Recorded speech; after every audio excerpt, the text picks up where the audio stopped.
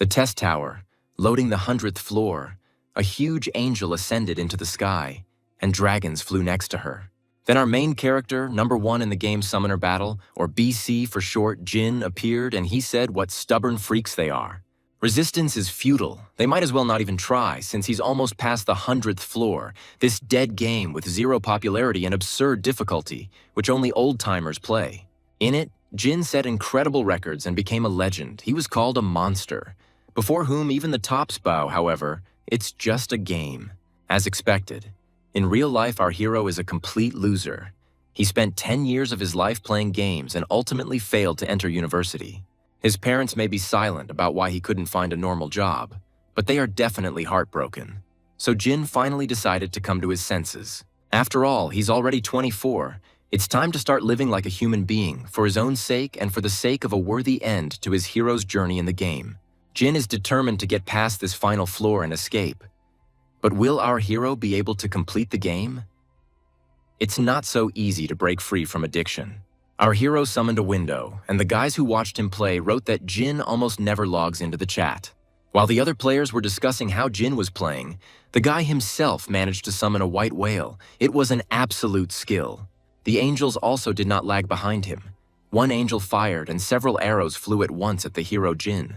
The arrows were already very close to Jin's hero, but it seemed that Jin had anticipated this move, because with the help of the same whale, he was able to create a shield that protected him from these huge arrows. Although it cannot be said that it was easy for our hero, nevertheless, this is the last level and it cannot be easy. So a couple more angels appeared, and they also shot arrows at the hero Jin while he was holding the shield. The arrows hit the shield and there was an explosion. When the smoke cleared, the angels decided that they had won. But it was at that moment, when they relaxed, that Jin struck. He managed to kill the angels, and there was not a single scratch on himself. Other players, watching the game, admired Jin. They wrote about how cool Jin was. But instead of victorious fireworks, the sky turned red and ash appeared. Jin turned around in horror, and he saw that a huge dragon appeared in front of him, and one player said something interesting. He said it was about a new world that would open after clearing the 100th floor. Jin himself didn't pay attention to this conversation. He was busy summoning the blue dragon. But other players became interested. Someone wrote that the admins wrote this for effect, so that people would play the game. Meanwhile, Jin's blue dragon intertwined with the fire dragon. They formed a huge circle. Jin watched the battle of the dragons. One of the players wrote, "And reality will become the world of Summoner Battle." Then an explosion occurred. And after that, the game announced that the 100th floor of the test tower had been completed.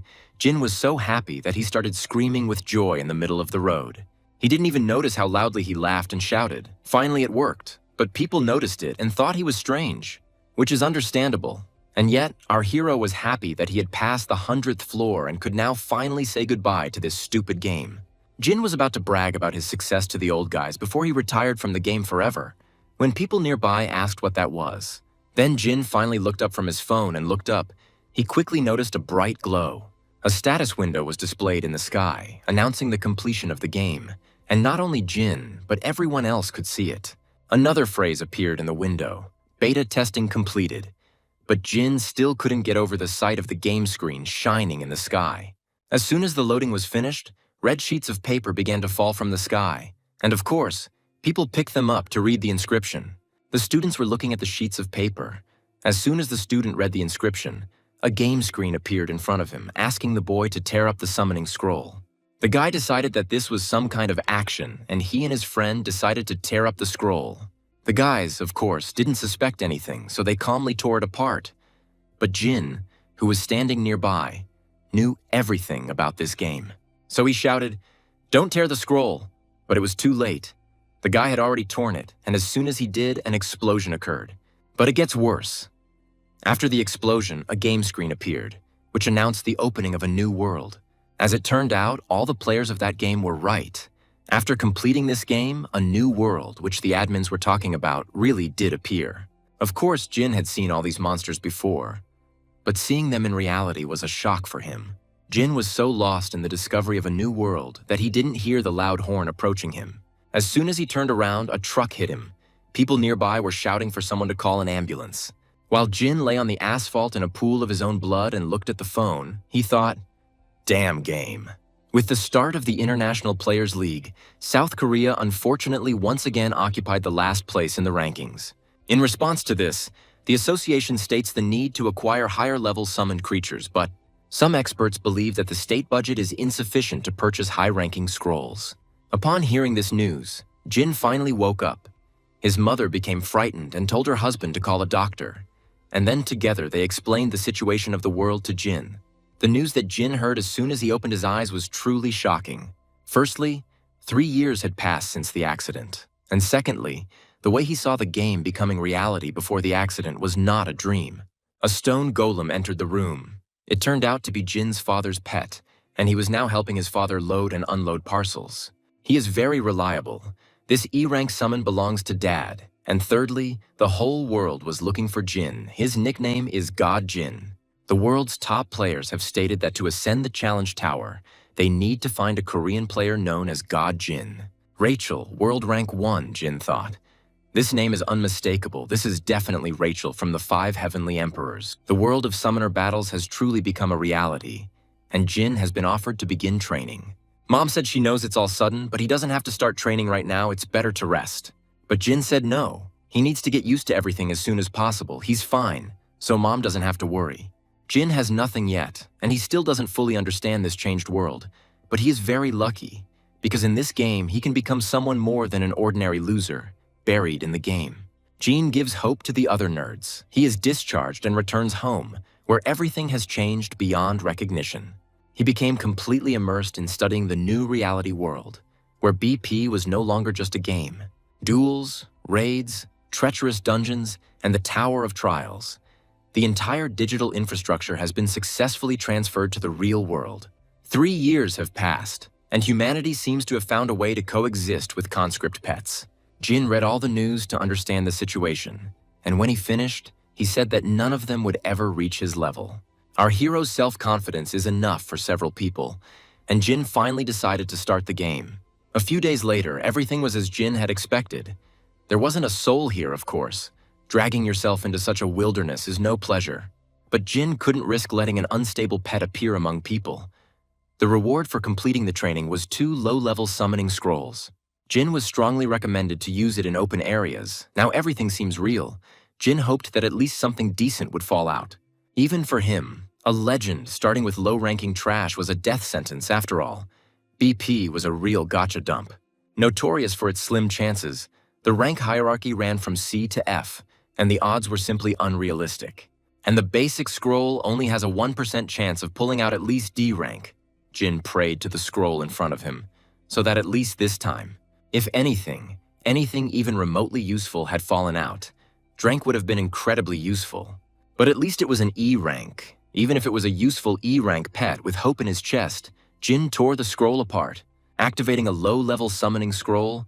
Only then did Jin wonder what these summoned pets even looked like in real life. But he should have thought about this before he tore the scroll. Sparks began to fly out of the scroll, and the scroll itself began to burn. Jin threw the scroll on the ground, then a seal appeared on the ground. And then a little fairy appeared. Jin successfully summoned an EX rank wind fairy. Jin was very surprised. He couldn't remember if such a rank even existed in the game. The little girl yawned tiredly. Then she screamed sharply. When she looked around, the little girl screamed what was going on. Holy cow, she was actually called, for real, it's incredible, an eternity passed. While the baby was screaming joyfully, Jin was still silent in shock. He was thinking, since when did summoned pets know how to talk? And anyway, she wasn't a pet. Finally collecting his thoughts, Jin asked if she was Ramba. The little girl replied that no, he was the fairy of the wind. Then the little girl asked, wait a minute, only one person called her that. Could he really be Jin? Realizing this, the baby screamed. So he really was that same genie. Then the baby burst into tears. And she screamed. He can't even imagine how much she missed him. Jin asked her to calm down. It seemed that only the little one missed him. But Jin himself was not delighted and thought that he was starting to remember the E-rank summoning Wind Fairy. If you unlock her hidden mechanics and use the right runes, she can become a top support, which maddened the attack speed. At the very beginning, they spent so much time together that he eventually nicknamed her Ramba. but Jin thought it had been removed from the game during that massive bug fix in the first year. As stated in the official statement, use was suspended due to the discovery of a critical bug. Jin remembered he was furious when the pet Jin had been training for a year was deleted, so that's what was happening now. Then Jin decided to look at the description. The EX rank was isolated after the discovery of bugs that disrupted the balance under certain conditions. The little girl, crying, said that she had suddenly been dragged into some kind of abyss and that she had been locked in a cage from which she could not escape. Jin asked the baby to calm down, then asked who had locked her up and who had isolated her. The little girl was just trying to remember what had happened when she suddenly felt a sharp pain. And instead of answering, the little girl screamed. Her head suddenly began to hurt so much. Perhaps the creators of the game are hiding this information. The little girl decided to play the poor thing and said that it was so painful that she didn't remember anything. Someone had clearly put a seal on her that blocked her memories. Jin answered coldly, "I understand." Then let her tell what she remembers. The little girl was a little disappointed, but still answered, she was sorry, but she couldn't tell everything. They were all isolated. In the end, they couldn't be summoned no matter how much the players tried, Jin asked, meaning to say there were other isolated pets besides her. The little one replied, "Yes, they were kept in different places, so she doesn't know where they are, but there were definitely others, like about 10 pets. Jin thought for a moment, then cried out, "No, this can't be. Those same 10 pets that were considered bugs and deleted while Jin was using them. If each of them was reclassified as EX rank and isolated," the little girl said, she doesn't know all the details, but either way, it seems like they get a chance every time Jin uses the scroll. She hadn't felt the call of a low-level summoning scroll for so long. It was crazy. But Jin didn't listen to her, he thought that means. They only react to the scrolls he uses, so he's the only person capable of pulling out EX rank. Our special Jin decided that this was some kind of hidden bonus for completing the 100th floor of the Tower of Trials. Is it really every basic scroll now? The one he uses is guaranteed to give EX rank. Jin tore the second scroll and got a gorilla, and he understood. Apparently, no. F rank, which means the chance of getting an EX rank still depends only on luck, pathetic gotcha, thought Jin. So the plan is to use as many summon scrolls as possible to gather as many EX rank creatures as possible. If Jin can bring back all the X rank creatures and become even more invincible than he was in his prime, Jin called out to the little girl, and he asked to call him by his name. The little girl did not understand why, but Jin thought it was because this nickname was thanks to the 5 heavenly emperors. Already known throughout the world, despite his excellent tactical knowledge and experience, he does not know how vulnerable he has become during these 3 years of absence. If it becomes known that God Jin commands X-rank beings, he will simply become a target for all envious people and those who crave power. Suddenly, an earthquake began. Jin asked what this sudden earthquake was, but the baby and the gorilla also did not know the reason. The system has announced the transition to the next phase. The basic training dungeon has been generated. Jin became worried and thought that right now, great, just great, he really did need to go there. He, of course, went through thousands of dungeons, but in reality, everything is different. Jin decided to pull himself together, but to tell the truth, he's very scared. But he won't be the one fighting. And this is just training, all or nothing. It's time to get used to this new, distorted reality. Plucking up his courage, Jin finally entered the dungeon, drops of water falling on his head. He is indeed in a dungeon. It is a bit creepy here. The system reported that Jin is starting training. Jin was a little nervous because playing this game on the phone is one thing, but playing it in person is completely different. To fight in a dungeon, you need to assemble a team of summoned pets. However, a team can have no more than 5 pets, and Jin currently has 2 pets. The system asked Jin if he wanted to assign an EX rank Wind Fairy and an F rank Hairy Gorilla to the team. Typically, to increase the chances of successfully completing a dungeon, a full team of 5 creatures is assembled. Running a dungeon with only 2 creatures may seem reckless, but with a clear plan, it is entirely possible. Jin has done this thousands, no tens of thousands of times. And Jin already has the perfect plan in his head. The Wind Fairy and the Gorilla are summoned automatically. So the monsters in the training dungeon should be simple. Only Jin thought of this. Suddenly a menacing growl was heard, and a game window appeared. A hungry gray wolf was wandering nearby. You need to defeat the wolf and get out of the cave. Gray Wolf F rank. Jin created a shield. It looks like the player's defense system has been recreated exactly as it was in the game, but now Jin is in reality. The system warned that the player would die if attacked while the shield was inactive, and now Jin was convinced that what was happening was real. If you lose, the restart button won't appear. Everything is real, and that creepy wolf too. Jin ordered the gorilla to attack first, and the F-rank gorilla rushed forward. Although the word rushed is not quite appropriate here, the gorilla rather strode off to attack the wolf. So here's reality, which hit you in the face with a fist. The gorilla turned out to be too slow. But it's okay, because Jin has a little fairy with whom he went through many levels, and since Jin expected this outcome, that's why the little fairy entered. Wind pressure. Swinging the wand sharply increases the attack speed of an ally. The baby enveloped the gorilla in the wind, and it began to roar, and this time it really ran. Excellent, fairy, as always on top, but the wolf also seems fierce, even creepy. Then Jin got worried. He thought, wait a minute, was the wolf that huge in the game? Up close, the wolf seems even bigger. Now Jin was worried whether the gorilla would be able to cope with this monster. Judging by all the information Jin had, it was impossible. But what if, because they are in reality, some variable appears? Although it is unlikely, the wolf sank his sharp teeth into the neck of the poor gorilla, and all the fairy's power instantly disappeared. Then Jin shouted at Rami. The little girl shouted back, waving with all her might. Finally, it worked.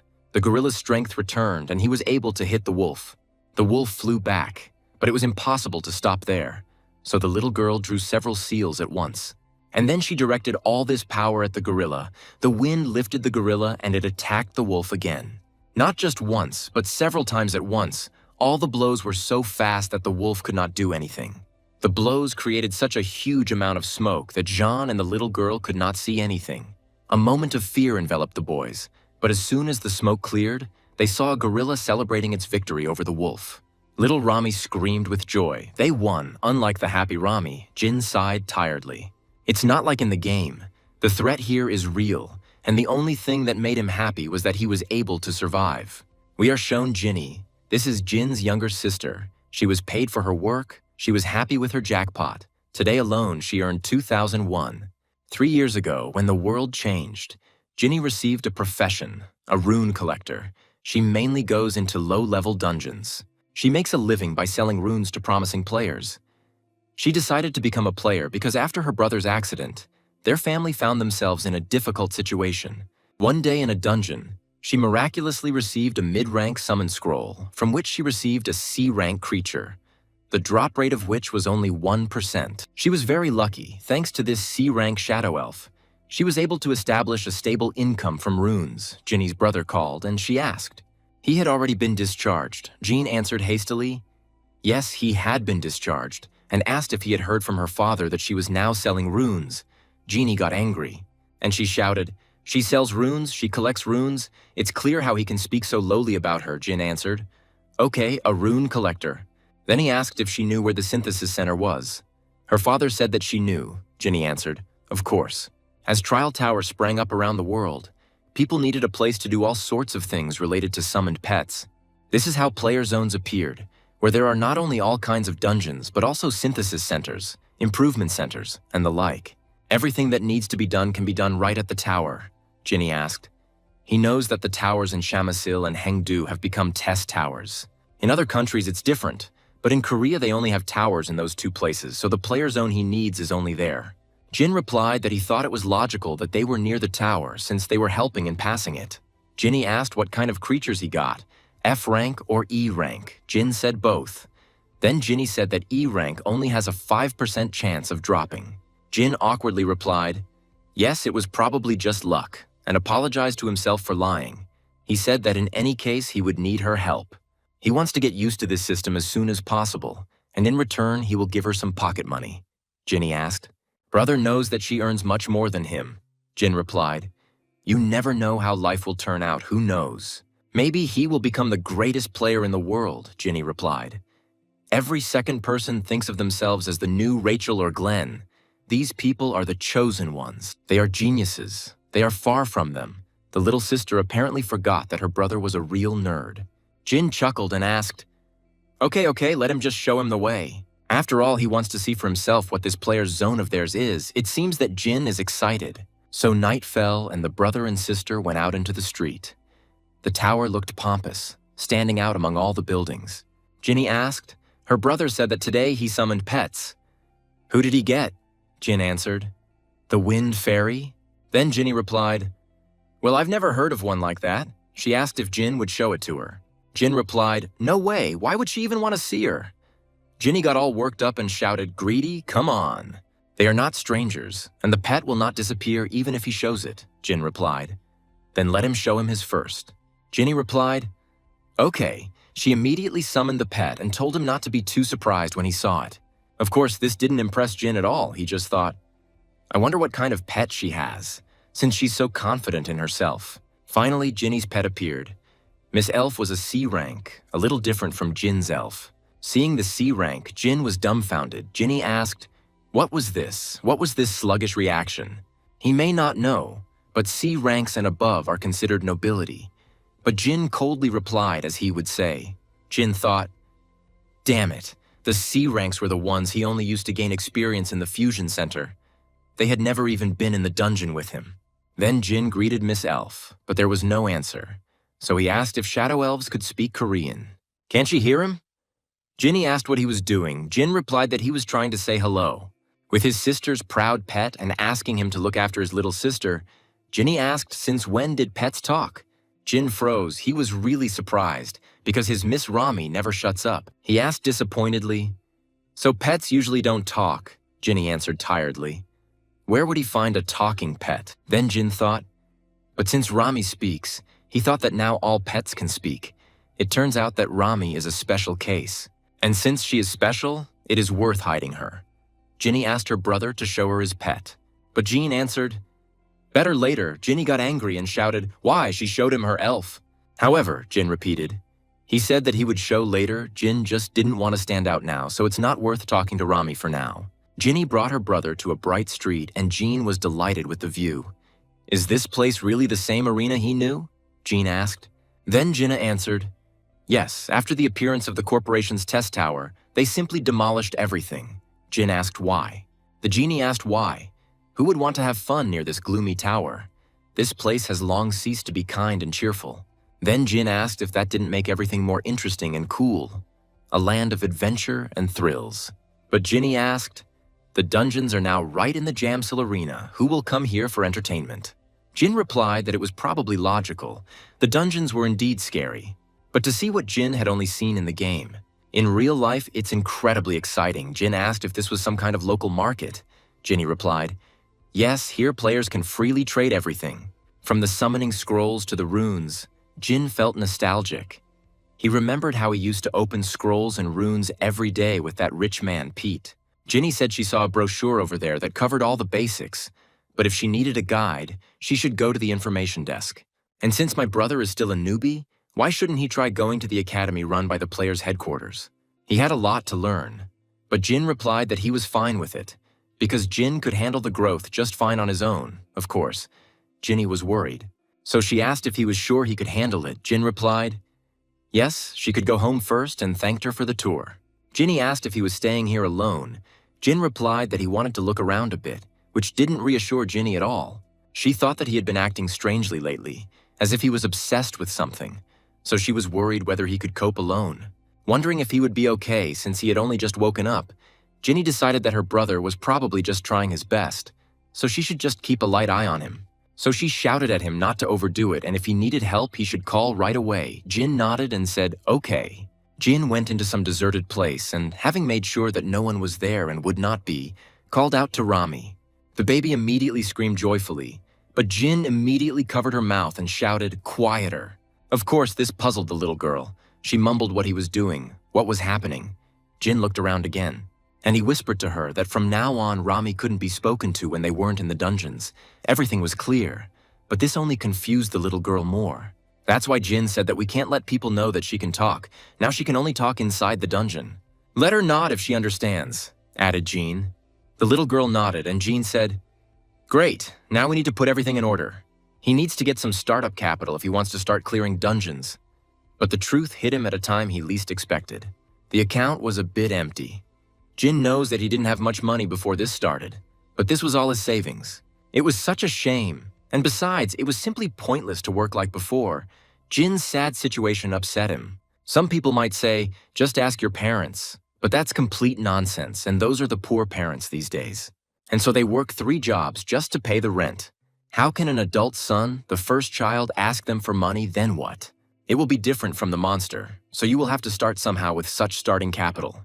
The reason why no one could match Jin in the game was because he was a player who had never donated to the game. Although the game really wanted it, Pete said he spent about 300 million won. Jin didn't have any money back then, so he didn't spend it. However, Jin was able to become the best without investing a cent, and he can achieve the same success in reality. Jin was calming himself down, repeating that in just a little while he would definitely climb back to the top, when suddenly he was awarded 500,000 won. Then Jin cried out, where did he suddenly get this money from? He would never believe that this was a privilege for newcomers. Messages came from my mother that she wrote, my sister said that he has been working since he woke up. Knowing him, he would never ask for money. That's why I decided to send it. Jin was touched. Because all this time she took care of him, she probably doesn't have any money at all. But the mother loves her wayward son. She only asked that he wake up and be healthy. Jin couldn't help but cry. Now he was convinced that he absolutely had to succeed. In order to ensure that his entire family lived in abundance, Jin collected his thoughts and opened a store. The rest of us have been working hard for 3 years, so every second counts now.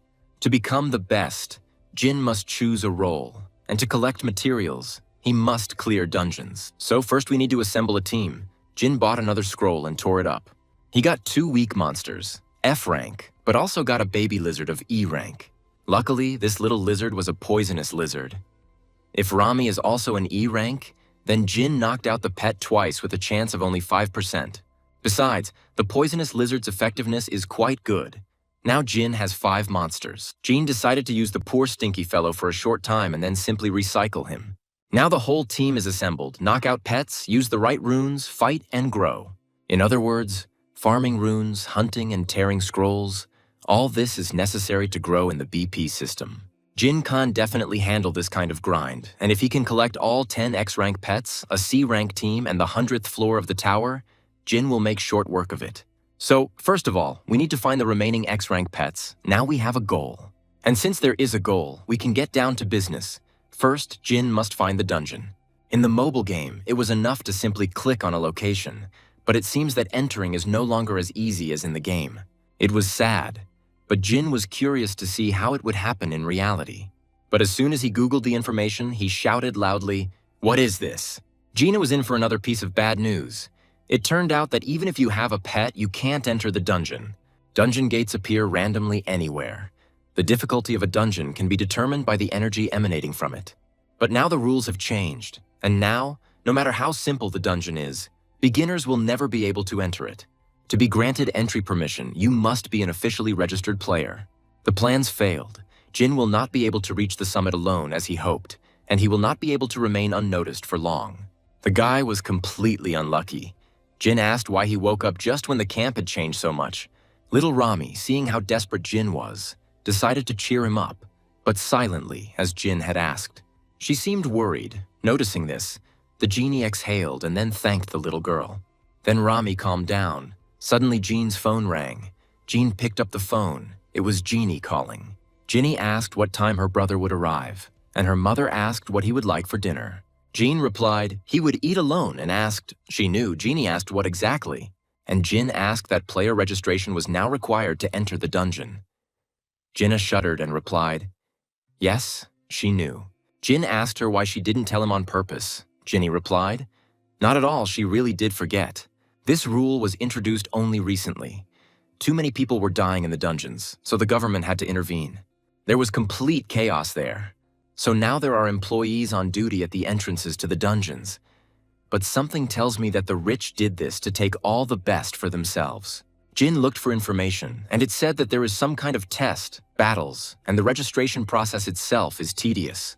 This is probably how they control the number of players if everyone, blinded by the thirst for profit, rushes into the dungeons. Cracks in the social system are inevitable. Ginny suddenly remembered something else and said, there is also a rating. The system compiles a top 100 list of players in the country and the world every year, but Korean players don't even make it into the world rankings. Such a shame. If only they had the legendary god Jin, their country would have risen in the rankings. Jin awkwardly thanked her for the information, and he turned off the phone. For now, Jin had prepared for everything, so he decided to rest. In the morning, my mother cooked while my father sat on a chair and read the newspaper. It's strange that they still make them. The door opened and Gene came out. Dad asked if he was awake yet. It was only 6 in the morning. Gene answered yes. He needed to leave early. Mom worriedly said that he was already walking, so he should at least eat a rice ball before going out. Jin refused and said everything was fine, then turned to his parents. He apologized for having shown them only his bad side up until now. And having thanked them, he left. The parents looked on in surprise as their son left.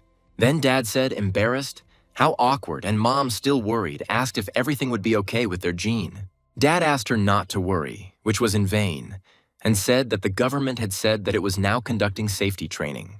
And he suggested having breakfast. The mother asked her son to be careful, an era in which all of humanity can become players. Among all countries, South Korea attracted early attention due to its exceptionally high death rate in underground areas.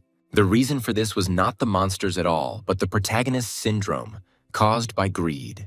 Players deceived themselves into thinking that they were the main characters of some fantasy world where anything was possible. So they recklessly broke through the dungeons and died, thinking everything was like in the game and you can change clothes. But this was a new reality, not an illusion. The foreign press speculated that because so many talented players were lost during this period, South Korea is now at the bottom of the rankings. Jin read all these articles and thought that so many deaths were only due to misconceptions. Of course, it's not for him to say he himself spent 10 years in this game. But to be honest, it sounds a bit pathetic. Weren't they scared? They were weird, and now it was Jin's turn. Jin's application was accepted, and Jin asked how many people would qualify as players. The employee replied that only 50 people who passed the final test would receive the title of player. Jin thought with displeasure, there were thousands, if not more, in line behind him now. It wouldn't be easy. And yet, even if he couldn't cope with this, he would definitely not be worthy of the title of one of the 5 heavenly emperors. Jean was determined, meanwhile, in the cafe. The judge from headquarters, Cedric, said plaintively, they are going to choose only 50 people from this whole crowd. If they want talent, then they should select more. Nothing will move forward anyway because of these old men behind the scenes. The old man was calmly drinking his coffee, when suddenly some weirdo, having destroyed the wall, came inside. Apparently, the doors frightened him.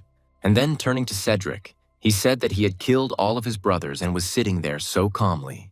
Old man Cedric also turned out to be no ordinary man. His monsters looked even cooler. People, of course, decided to watch this performance. All eyes were on the old people. Except for our weirdo, who didn't notice or hear anything at all because of his headphones. Our guy didn't hear the explosion, but he finally noticed the commotion and took off his headphones. Seeing this picture of 2 old men standing with their monsters, Jin asked what kind of situation this was. Just think. 2 men had a disagreement and now decided to turn a cafe into a battle arena. Naturally, people were scared. The girl asked what to do. They weren't going to die here. Why did the gang leader suddenly appear here so suddenly? The guy replied, everything will be fine. It's Cedric, he heard. Cedric is a real demon when it comes to fighting bandits. So Jin saw the bandit for the first time, of course. They turned to the weirdo with the scar, you can tell by it. Jin wondered if they were really using pets to plunder and steal. Cedric suddenly shouted, this is an emergency. Let everyone immediately call their pets and raise their shields. The people obeyed. Jin also called Rami and summoned shields, since abilities and pets can be summoned in the real world, which means that not only dungeons are dangerous. Little Rami just woke up, or rather she's rebooting, so she accidentally called Jin. But Jin managed to shut her up. He whispered an apology and reminded her that they had trusted her and that she couldn't talk outside. Meanwhile, the bandit started talking, well, this is the apostle of justice. How long will it last? The man shouted and sent his terrible orc to attack. Of course it was interesting, so it would have been strange not to watch it, but it's better not to interfere in their squabbles. Right now, Jin can't help in any way, but if he watches, he can gain experience. Cedric had many fire pets. Apparently this is his main element, and one of his pets was a fire butterfly. The butterfly hit with several fireballs. They exploded, but the orc remained unharmed. All thanks to the shield, the bandit laughed evilly and shouted, that's all the old man is capable of. Cedric winced. He had nothing to answer. It seemed that all his cool pets were useless. Little Rami said that Cedric was literally trash. Jean said that was kind of offensive. But people behind his back were saying that it looked like Cedric was being pushed back, and at this rate he would definitely lose. It can't be. They will kill all the civilians without blinking an eye. Things seem bad. Jin thought about what to do. If Jin helps, He will eventually be drawn into this, and then he will no longer be able to remain undetected. But Orc easily cut through Groot's branches, which made Jean realize that staying away was a bad idea. At this rate, he would be killed, and he didn't even have time to live a normal life. Jin came up and poked Cedric on the shoulder. He immediately shouted, "It's dangerous here, tell him to go away." But instead, Jin told Cedric, no, he wasn't using the fire turtle skill quite right. Let him look at the buffers behind the blood orc. They are applying a fire resistance buff to him. Because of this, a fire attack will never work. You can't rely on force alone. Cedric only now noticed that the blood orc's body turned red every time the buffer behind him used a skill. Now Cedric knows what a monster looks like when resistance is applied to it. Cedric came up with something and ordered the fire turtle to attack. The turtle spat fire. She spat quite hard, and this time everything worked out. The orc couldn't withstand such a blow. Then the bandit screamed bad words. He could not understand how Cedric was able to kill his orc. And here's the reason Cedric, with the help of Groot, killed the monsters that were helping the orc. And after that, Cedric turned on the fire at full speed. All of Cedric's monsters attacked every single one of the bandit's monsters. So the bandit quickly lost, all his monsters disappeared, now the bandit is in trouble. And when he realized this, he started screaming in panic. Wait a minute, he gives up, he was wrong. But Cedric caught him in a trap. Then the bandit screamed for mercy and showered him with stupid promises that he would no longer kill and rob. Of course, no one would believe the promises a man made in a moment of despair. But Cedric said that gang members would be executed on the spot. It turned out that these were not simple threats. Cedric brutally killed the bandit, squeezing him as if he were a simple cockroach. And for some reason, people started praising Cedric, shouting his name and clapping for him. Although he had just brutally crushed someone, people considered the bandit an enemy, a cartoon villain, and therefore decided that it was okay to kill him like this. Each of them probably considered themselves to be a good, correct character while they rejoiced over death. And Jin realized that this world was no longer the same as what he knew before, and that without real determination, he could not survive here. Cedric approached Jean and thanked him for his help, then introduced himself as a member of the council from the players' headquarters. Thanks to him, they were able to catch this terrorist, Cedric said. Jean replied, "It's not worth it." Cedric said he would like to reward him. Could he find out which guild the guy belongs to? Jin replied he hasn't registered at headquarters yet. Then Cedric thought, the guy recognized the buff at first glance among tens of thousands of its types, and yet it was not yet registered. So he said, well then maybe he has an ID. If they can confirm the ID, then everything will be fine. Jin gave his ID, and Cedric said that after checking the data, Jin would receive the reward according to the rules. Then Jean said he would leave it to Cedric and ran away. When he left, Cedric called someone. And he said he just sent some data named Jin, let him check his identity. Unsuspecting, Jin happily walked down the street, not yet aware that his plan to remain in the shadows had failed miserably. Jin bought the little girl a treat as an apology for keeping her quiet. The little girl happily devoured her breakfast, while Jin thought that other players sometimes argue with their pets. But little Rami needs just a cream bun to be happy. Jin is lucky to be the girl's father. However, Jin was still worried about the situation. He was worried that something bad might happen. He didn't want to interfere at all, but if it weren't for him, they would all have died there. The world has changed much more than Jin expected, and now it is more difficult for him to adapt to the world. It looks like we can't put off hunting any longer. We need to collect the summoning scrolls now, and as soon as possible, call the next pet, with priority given to the drill instructor. Or the explosive mage dragon. They are E and D ranks, so Jin can get them from low-level summon scrolls. Here is a new plan of action. As soon as Jin came up with it, he immediately decided to start acting. And Cedric just found out that Jean had been in a coma for 3 years, which is why he wasn't registered as a player. He thought that if it was 3 years ago, just when the world turned upside down, Cedric didn't know that it was Jin who was the cause of it. In that chaos, accidents happen frequently, so everything is logical. The man said that Jin immediately applied to register as a player after being discharged. Now Jean's personality became much more interesting to Cedric. Jean seemed strange to him. Cedric said that regarding the exam this month, he will take care of it himself this time, and there is no need to even ask why. Having finished speaking, Cedric turned off the call and thought that it was one thing to wake up after an accident, but another to register as a player immediately after that. He decided that Jin was incredibly adaptable, which meant that Jin could become the real talent he had been looking for so long. Jin came to the exam. He, of course, knew that there would be a lot of people, but were they really all here for the sake of preparation? You have to beat all these competitors just to become a player. However, Jin was confident in himself. He believed that it was easy as pie because no one knew more about games than him. The doors opened and Jin waited excitedly for it to begin. A man walked up onto the stage. Of course, it was Cedric. He introduced himself as the examiner from the main office and said that from now on they would begin preparing for the written exam. A little later, already in the cafe, Cedric asked. Jean was a little surprised. Jean answered, yes, he could not have imagined that Cedric would be an examiner. But let's get back to the preparation. Cedric said that such problems often appear on the written test. If you look at the combination of pets here and so on, it's all just boring chatter. But Jean realized that Cedric was explaining the combination that he himself told Cedric. He should have at least asked permission before using it. So now when Cedric asked how the preparation went, Jean lied. Not that bad.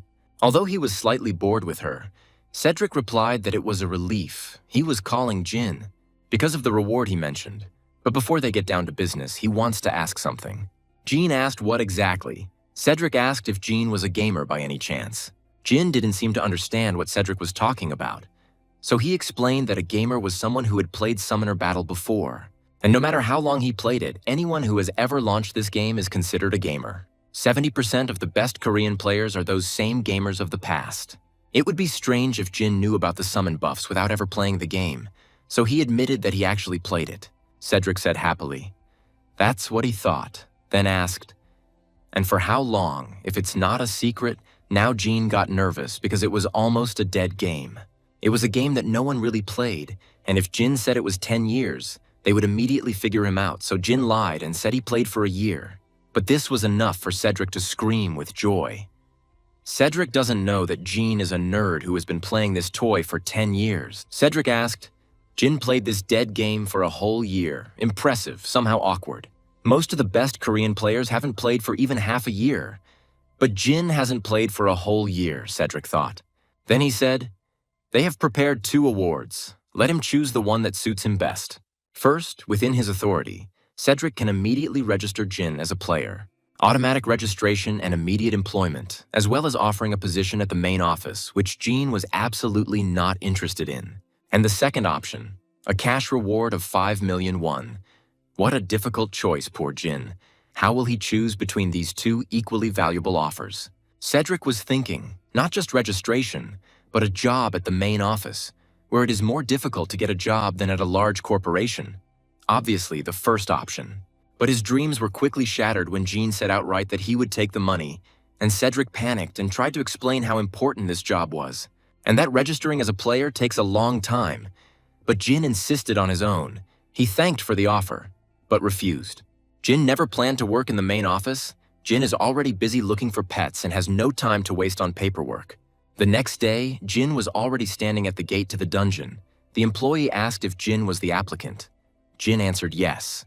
Then the girl said, as he had already heard, the practical exam is to go through the dungeon of the day of the week.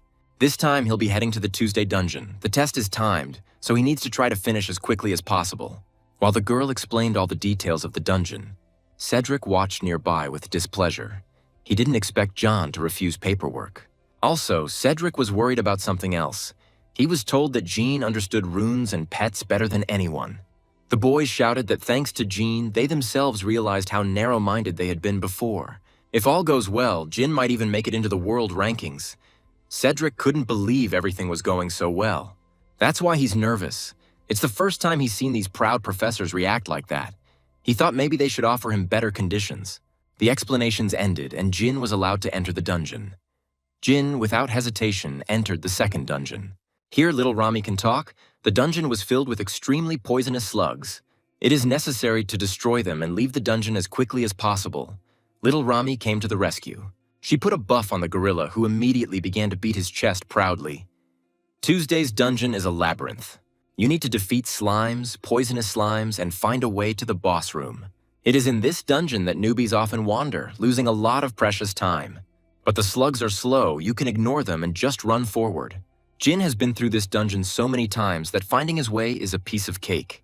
He took a couple of shortcuts and, as expected, came straight to the boss. The system alerted him to the monster's arrival.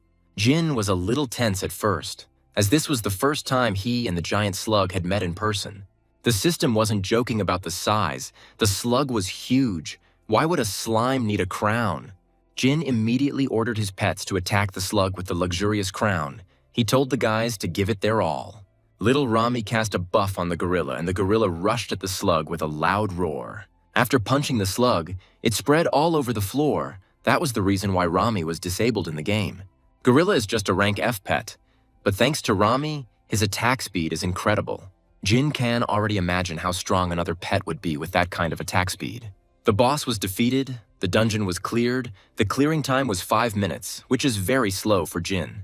When he was in the game, he could do it in less than a minute, but he's still an F-rank gorilla, so there's nothing he can do about it. The system announced that the South Korean record had been broken, and a special achievement, an advanced scroll, had been received for the first completion. And the additional prize is a low-level reforging potion, the best record in Korea, not at all suspicious. The broken record was immediately announced. Tuesday's dungeon was completed in 5 minutes and 32 seconds. The girl asked if Kenny had found a new combination, but Jean's sign came up, and she said she had never heard of him. The guy said he didn't look like a player, so it wasn't a player who broke the record.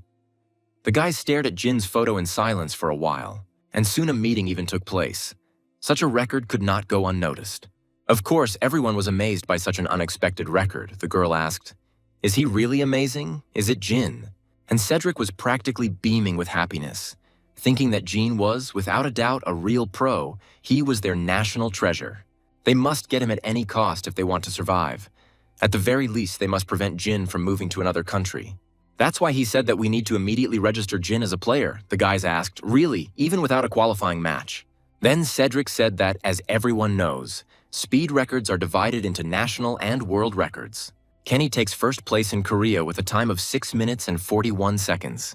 And Rachel holds the world #1 spot with a time of 2 minutes and 25 seconds. Jin had broken the Korean record. So would there be any point in the qualifying match? Cedric asked. He added that he believed that talent deserved special treatment, and that's how Jin found himself in the spotlight. He arrived at the large building, a little disappointed that he had managed to break the national record so easily. But now he understood the level of his country.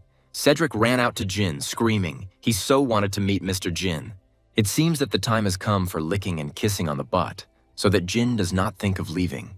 Cedric said he saw Jin's speedrunning record. It's incredible. Jin managed to break the South Korean record on his first try. Besides, the labyrinth in Tuesday's dungeon was incredibly confusing. Jin laughed awkwardly and agreed with him. But in reality, he thought it was like praising a fish for its ability to swim. Cedric handed over the player's license card and said that they immediately registered Jin as a player. Jin has nothing left to prove. Well, that's good news for Jin, but Cedric isn't done yet. He carefully asked if he could ask how Jin broke the record. Jin became a little nervous, and I thought that if he now lays out everything he knows, the level of South Korea will instantly skyrocket. The problem is, what will happen next? At best, Jin will live in luxury like Scrooge, but at worst, he could be kidnapped and tortured to extract every last bit of information. So you can't just mindlessly tell him everything he knows, the genie asked a little seriously. Firstly, Cedric understands that it is very rude to ask such questions. Cedric shuddered.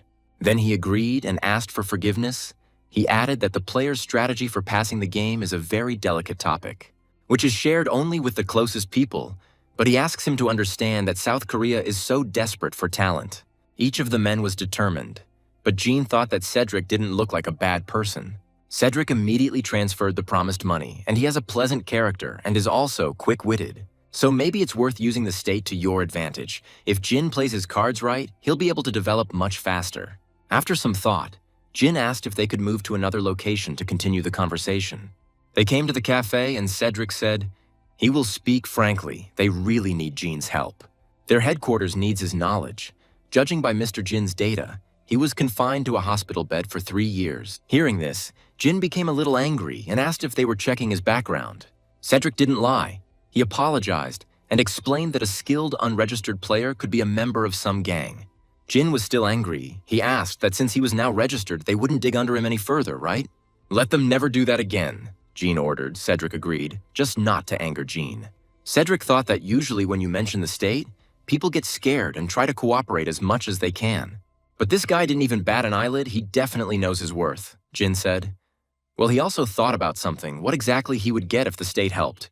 Cedric responded. His assistants, Jean, looked puzzled. So Cedric explained. He was a little embarrassed to say it himself, but he occupies a fairly high position in the headquarters. The chairman of the headquarters are elected by popular vote, so with good results. He will get a lot of votes and will be able to rise even higher. It seems that Cedric is a politician, Cedric said again, so he will give Jin all the support he can. Of course, within the scope of his authority, this didn't really impress Jean. The rewards are vague, and since Cedric is a civil servant, he cannot spend the funds as he pleases. So Jin said, "Let's do it this way, just 1 month since he just signed up. Over the course of a month, he will focus on his development and seek support as needed. If he is satisfied with everything, they will continue to cooperate, and if not, he will return everything he received or provide equivalent information." Cedric thought, that is, Jean is going to use him as a personal secretary for a whole month, impudent, but nothing can be done. He would definitely win if he stuck close to him, so Cedric agreed to Jeannie's terms. Jin said that first of all, he needs something. He asks to make sure that information about his new record does not leak anywhere. He's worried about his safety, Cedric asked. If it is about his safety, then headquarters. Cedric stopped abruptly and thought, no, Jin can't hope for protection from a headquarters that couldn't even handle one gang, and Jin understands this perfectly well. So Cedric said, I understand. He will do everything he can to hide the record, but rumors might still leak out. Jin replied, no problem, then he said goodbye. Leaving, he thought, great. He made sure that Cedric would remain silent. Now our hero was interested in looking at the awards he had received, and they turned out to be incredible. Not counting the reforging potion, he received high-level summoning scrolls as expected.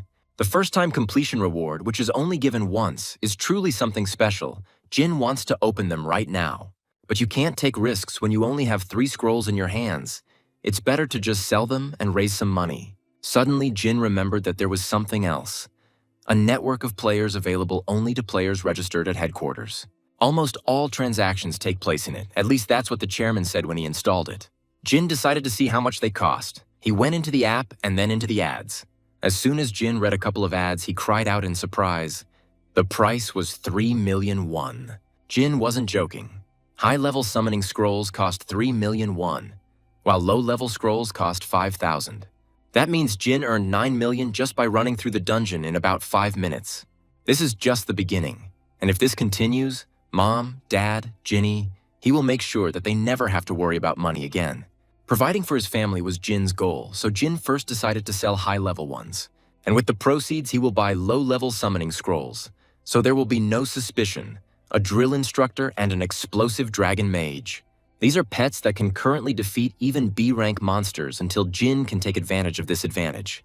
You only need to sell low-level scrolls, but low-level scrolls are trash that accumulates as you progress through dungeons. So why are they priced at 5,001? Especially since there are far more sellers than buyers, and the price is not lower. Jean came up with something and immediately called his sister. Jinny asked what happened. Jean decided to just ask Jinny. After all, Jinny has been selling runes for a long time, so she can explain everything. Jinny said that it is because the headquarters is buying them. Jin asked, headquarters, but why? Jinny answered, who knows, they say it's to support the players. They are buying up summoning scrolls en masse with government money, and the minimum price is 5,001. But the daily quantity of purchases is limited. Since they can always be sold to headquarters, no one even thinks of lowering the price. However, she heard that this shop might soon close down. Jean asked why. Jinny answered that this policy has been in effect from the very beginning, and the headquarters had accumulated a pile of unnecessary low-level scrolls. Jin liked the news. He thanked them for their help and disconnected the connection. Jin learned that the headquarters had accumulated an excess of low-level scrolls that he desperately needed, so Jin went to see Cedric the very next day. Cedric, as always, greeted Jean with a wide smile and said that Jean had already missed him and that he hadn't thought that Jean would return so soon. Jin responded with displeasure. It just happened that way. Cedric asked if Jin needed something, then Jin said a little awkwardly, he would like to get some low-level summoning scrolls. Cedric asked if they were medium or high level and how many he needed. Jin replied as many as possible. Then Cedric thought, they receive 50,000 pieces every day, so giving them away is not a problem. But Cedric said he could give them to him, but only if John was going to resell them. Jean sighed and said that he wasn't going to do anything like that, since there was already an overabundance of them on the market and they weren't selling. He was going to use them himself. Cedric said that it seemed like Jean had some kind of plan. Of course, Jean was not going to reveal his cards. Cedric understood that Jean was not a player like the others. Since he was purposefully collecting low-level summoning scrolls, it meant he had something special in mind, so Cedric agreed. But he has one condition. In exchange, he asks Jin to provide him with at least some useful information. He is the chairman, elected by the people, but if it becomes known that he will simply give away the scrolls bought with taxpayers' money, the people's trust in him will weaken, so if Jin gives him information, he will give him an equivalent number of scrolls. After all, he also needed some kind of insurance, Jean thought, which meant that Cedric wouldn't just give them up. That's even better. It means if he gives valuable information, he will receive a generous reward. Jin said, "Firstly, there is such a thing as a time record. The reward for first place in the country is 3 high-level summon scrolls for each dungeon. However, this reward can be obtained again if another player breaks the record. Therefore, if players take turns improving the record by just 1 second, they will be able to get the maximum rewards. This is how they can strengthen their country," Cedric said. Of course, they use this method. Current players have already received their share, but there are many players who have never received this award. So there won't be a big problem because of this, Jin said, and the second information that he will reveal. This is the strategy for passing the Tuesday dungeon. Cedric began to clap his hands with joy and said, as he thought, "The same method that Jin used," Jin thought. No, it wasn't him. It was used by the 5 emperors. With this method, anyone can complete it in 3 minutes. They just need to clearly agree on the price of this information. In addition to the low-level scrolls they talked about, he also wants 50 high-level ones, Cedric shouted. That's 150 million. Jin stated that it was quite cheap, and that this method could be used not only in low-level dungeons, but also in difficult ones. After all, the rewards for records there could be in the billions. Cedric thought for a bit and agreed. He said that if the information was correct, he would immediately transfer 150 million, and will supply him with 10,000 low-level summoning scrolls daily. In the evening, Cedric gathered everyone, and the man asked why Cedric called them so suddenly. Cedric said happily, he gathered them to check something, then the guy asked, "It's unlikely that Cedric collected them because of some trifle, which means this is not just another experiment." Cedric asked if they knew that they had recently broken the record in the Tuesday dungeon. The guys replied, "Yes, I think it was Jin." Then Cedric proudly said that he had managed to get hold of an excellent strategy abroad, and he had tested it with the player Jin. And the results were excellent, the guy said, so that's why Cedric forbade the dissemination of this information. Another asked, "So Cedric gathered them for this," Cedric said. "Now they will smash Tuesday's dungeon to smithereens. The key pet for completing this dungeon is this little one." The boys gathered to see this spotted Komodo, this little summonable monitor lizard. The size of an adult human, it has strong defense and a decent attack, a typical tank damage dealer. At least that's what the publicly available information says, but in reality, it's difficult to level up, which is expected for a B rank, so it was considered defective. Compared to other B rank pets, its damage and defense are so-so, making it considered useless. However, what the players didn't know was that his main food was the giant slimes that were plentiful in Tuesday's dungeon. Once released into a dungeon, it immediately begins hunting giant slimes, allowing you to quickly clear everything. The guys were delighted. They said the chairman was right. They got to the boss's room in less than 4 minutes. They rejoiced for a long time and shouted that the baby lizard was a real gold mine several days later. Everything was confirmed. Jin was not just some freshman gamer, so Cedric decided to create a team specifically for Jin. He chose 3 guys who would be on his team. Cedric was happy with his plan. And Jin was glad to receive the money. Jin said that this bearded man is really generous. Little Rami was also happy about the money because Jean would buy her a bunch of buns, just as the bearded man had promised. Jin received 10,000 low-level summoning scrolls that employee gave him this morning. And since the bearded man had kept his promise, Jin decided that it was now his turn. Jin asked if Rami was ready. The baby nodded. Then Jin poured water on the ground. And the little girl portrayed Buddha. She prayed to Buddha, Allah, the spirits of heaven and earth. And all for the sake of getting a pet with a good rank, Jin took out a scroll. The endless farm begins. While Rami was praying, Jin tore the first scroll. But after some time, Jin lay powerlessly on the ground. Of course, most of the scrolls were garbage. In an hour, Jin had already used 3,600 scrolls, and he had not once received a normal pet. But little Rami said, "Who said it would be easy? Jin thinks it's that easy to get an EX rank pet." Jin asked sadly, But why? She got it on the first try, Rami shouted. It was pure luck. To knock something like that out, even 100,000 scrolls wouldn't be enough, let alone 10. Jin asked what she was talking about. Then Rami asked if Jin knew anything at all about the summoning system. She began to explain that there were exactly 10 times fewer pets than players. 8 billion people, 800 million creatures. There are 800 million of those same horned caterpillars that Jin just summoned. But most importantly, those who are isolated exist in a single copy. Jin shouted that, "But why?" Rami replied. She herself does not know why. But she knows for sure that only Jin can summon isolated EX rank pets. There are tens of thousands of species of creatures, and 800 million of each species. And from all this diversity, you need to pull out a single X rank creature. It's easier to win the lottery several times in a row. Rami calmed Jin down. She said there was no need to worry when someone had already summoned the pet. It will not drop again until it is sold, such as if all 800 million horned caterpillars are summoned. The horned caterpillars would never appear in future summons, Jin said, but it was still nearly impossible. Rami agreed with this. Jin thought a little melancholically, maybe he should try the mid-level scrolls. No, it's not effective, they're expensive, and there aren't many of them in circulation, so the chances are slim to none, but Jin has no choice but to continue, and Jin understood this perfectly well. He continued to look for new X-rank pets. Jin plopped down on the bed exhausted. Little Rami was also tired. She asked for a bun. In 2 weeks, Jin opened 140,000 summoning scrolls. Rami was also tired. The poor thing almost died. In order to synthesize pets, Jin Dale rented a room next to the player area. Well, he can't sit on his parents' necks forever. He'll be 30 in a couple of years. It was high time to move out. Despite his fatigue, Jin got up. He was going to go synthesize pets. He told Rami to get up, but the little girl didn't want to hear about work. All she wanted was a bun. The Fusion Center, a former hotel, is how the Jamsil Tower became a testing tower. Other buildings were also transformed. For example, this hotel became a center of synthesis. It seems that the local buffet used to be quite popular, so Jin went and got himself a ticket. Rami told Jin not to make a mistake. Let him look carefully before adding, "It was their turn," and they went into the hall. Jin said he had a lot of hope for Rami. The little girl replied they could handle it.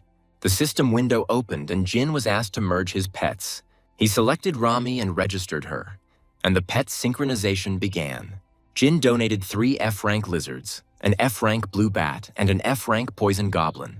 All 3 copies, there really are a lot of them, so he pumped up little Rami, the unification was completed. Rami's level and intelligence have been increased to 21 and intelligence by 2. Just think. Only the 21st level of the ambassador of 140,000 scrolls. But Jin tried to hide his disappointment. After all, little Rami was happy about her increased strength. She asked if she was strong now. Jin answered, "Yes, their Rami is the best. The maximum level is 100. At this rate, it will take forever." A few days later, Cedric said, "Things are going unusually well today, yes." Ben was wondering why he was so happy, and Cedric was wondering why he needed to invest heavily in Jin now that he had built a talent team. Cedric asked Ben what Jin was doing now. Ben replied that he seemed to still be opening summoning scrolls. There were even more of them today. Cedric was surprised. He didn't expect John to continue this boring activity. And Ben said, and Jin also asked, whether it would be possible to buy more low-level scrolls with the 150 million won he had received. Jin asked if it was possible to buy them at a reduced price, and he replied that he would check, but the management bureau already looked at them askance because of that. What, they are constantly buying them up? What will they do, Cedric thought. Jin puts everything into non-transferable low-level scrolls and reinvests. He definitely has some kind of plan. Then Cedric said, "Let him sell them to Jin for half price." Ben shouted, "Seriously? What if they get caught giving such privileges?" But Cedric said not to worry. Cedric believed that Jin could become a hero of Korea in the future, and when it turns out that he supported him, no matter what, his rating will skyrocket. It's questionable whether Cedric is doing this for Korea or for himself. Cedric said for now they should just do what he says, and one more thing. This had to stay between Ben, him, Yuna, and Sam, Cedric warned. And our Jin continued his routine work. Behind a pile of torn scrolls, there was a mountain of untouched ones. The baby was already tired. She asked how much longer. She couldn't feel her hands anymore. Jin answered, "Until they both die." But at that moment, Miss came up to them and said hello. and Rami shut her mouth in time. The beautiful girl introduced herself. This is the same Yuna that Cedric was talking about. Jin greeted her tiredly and asked what brought her. Yuna answered, "Well, nothing special. She's talking about the summoning scrolls that Jin talked about with the chairman last time." Jin said he asked if it was possible to come to some kind of agreement. Yuna answered cheerfully, "They were enlightened here, and, taking into account Mr. Jin's recent achievements, they decided that this time, as a special exception, they are willing to sell them to him for half price. Jin did not expect that, but is it worth climbing into the van if you are offered candy?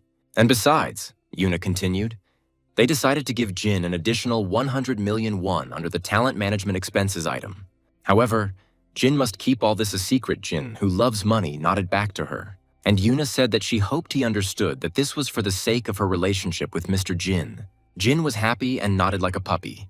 Then Yuna said, "Well, he must be busy," so she would go. A satisfied Jin watched her go and thought that the chairman had apparently firmly decided to trust him, and in order to repay the chairman, he must obtain EX rank as soon as possible. A couple more hours passed. The sun set, it was already dark, and Jin continued to tear up these scrolls. The baby was exhausted. They asked, "How much longer can this go on? Her arms are about to fall off." Jin was in the same condition. He said they wouldn't finish until they got a drill instructor and an explosive dragon mage. Rami screamed. Her torn head would soon burst from the sound. Jin thought that it seemed like there was no other way out since they had gone this far. They should at least be knocked out of their stubbornness. He prayed silently for the dragon mage or instructor to fall out. And lo and behold, a bright light appeared. The effect was exactly the same as when Jin received Rami. Finally, the prayers were answered. Jin received the explosive dragon mage. The boys even burst into tears of joy. Both of them screamed, "They did it, they succeeded." Now he could have died, but Jin stopped himself in time, deciding that now was not the time to relax. Jin said they can't stop. They're on a wave now. Rami didn't understand anything. It's all simple, as they say, strike while the hammer is being forged, so Jin took out the next scroll. When you get a good drop, you need to keep going to get more good pets. Luck was on his side. He actually got the drill instructor he had been praying for. Rami asked if the wave was real. Jin was overjoyed. He no longer hid his tears. Both heroes are finally with Jin. It seems they still don't understand why Jin is crying.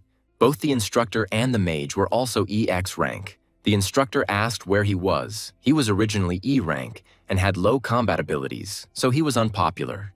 But the whole value of this guy is that he is simply obsessed with training. The instructor himself is weak and his basic skills are unremarkable. But once it evolves and gains the instructor skill, it unlocks the potential of other summoned pets and significantly accelerates their growth. It seems that Rami got it. Apparently, she didn't know why she was trying so hard, and a happy Jin spoke. That is, this skill can make other pets stronger, which is why he was always ahead of other players. The little girl said that she didn't want to get stronger, but Jin had already moved on to the instructor, and he greeted him. The guy didn't recognize Jin at first, but only Jin called him by that nickname, so the guys remembered him. The guy then said that after he was isolated for an unknown reason, he never thought he would see Jin again. As Jin thought, Rami and the instructor remained the same as he raised them to be. The magician still couldn't believe that she was seeing Jin in real life. By the way, this was the first time Jin had heard Pocky speak. Summoned pet of the magic type D rank, witch Pocky, race, human X rank. Although she was a failure among the apprentice mages, an ancient fire dragon sleeps in her heart. What makes her a fighter is the real big fire damage in the area. The skill itself is nothing special. But what if the instructor awakens it? Paka's wave shoots out flames in the shape of a dragon, and every time a boss-class enemy is defeated with her wave, her damage is permanently increased. This skill, absorption, cannot be obtained without an instructor, so only Jin could properly use Pocky, of course. She could also speak. Pocky happily said that she missed Jin, which, of course, couldn't help but make Jin happy. Jin immediately warned the guys that they couldn't talk to him in front of strangers and that they shouldn't call him by his nickname. At first glance, it may seem that Jin's team is a bunch of losers, but with the right use of the guys, the team will become invincible. Luckily for Jin, he was quite the nerd, so after spending so much time in the game, he learned how to use the guys properly. And since the guys were alive, so to speak, they just sat in silence while the exhausted Jin slept. Finally, the instructor said that they hadn't seen each other for a long time. Pocky added that it really had been a long time. The instructor asked if he could just call her Rami, and Rami said yes, he was an instructor. They had only seen each other for a month. She was already here when he was called, so now she is his senior.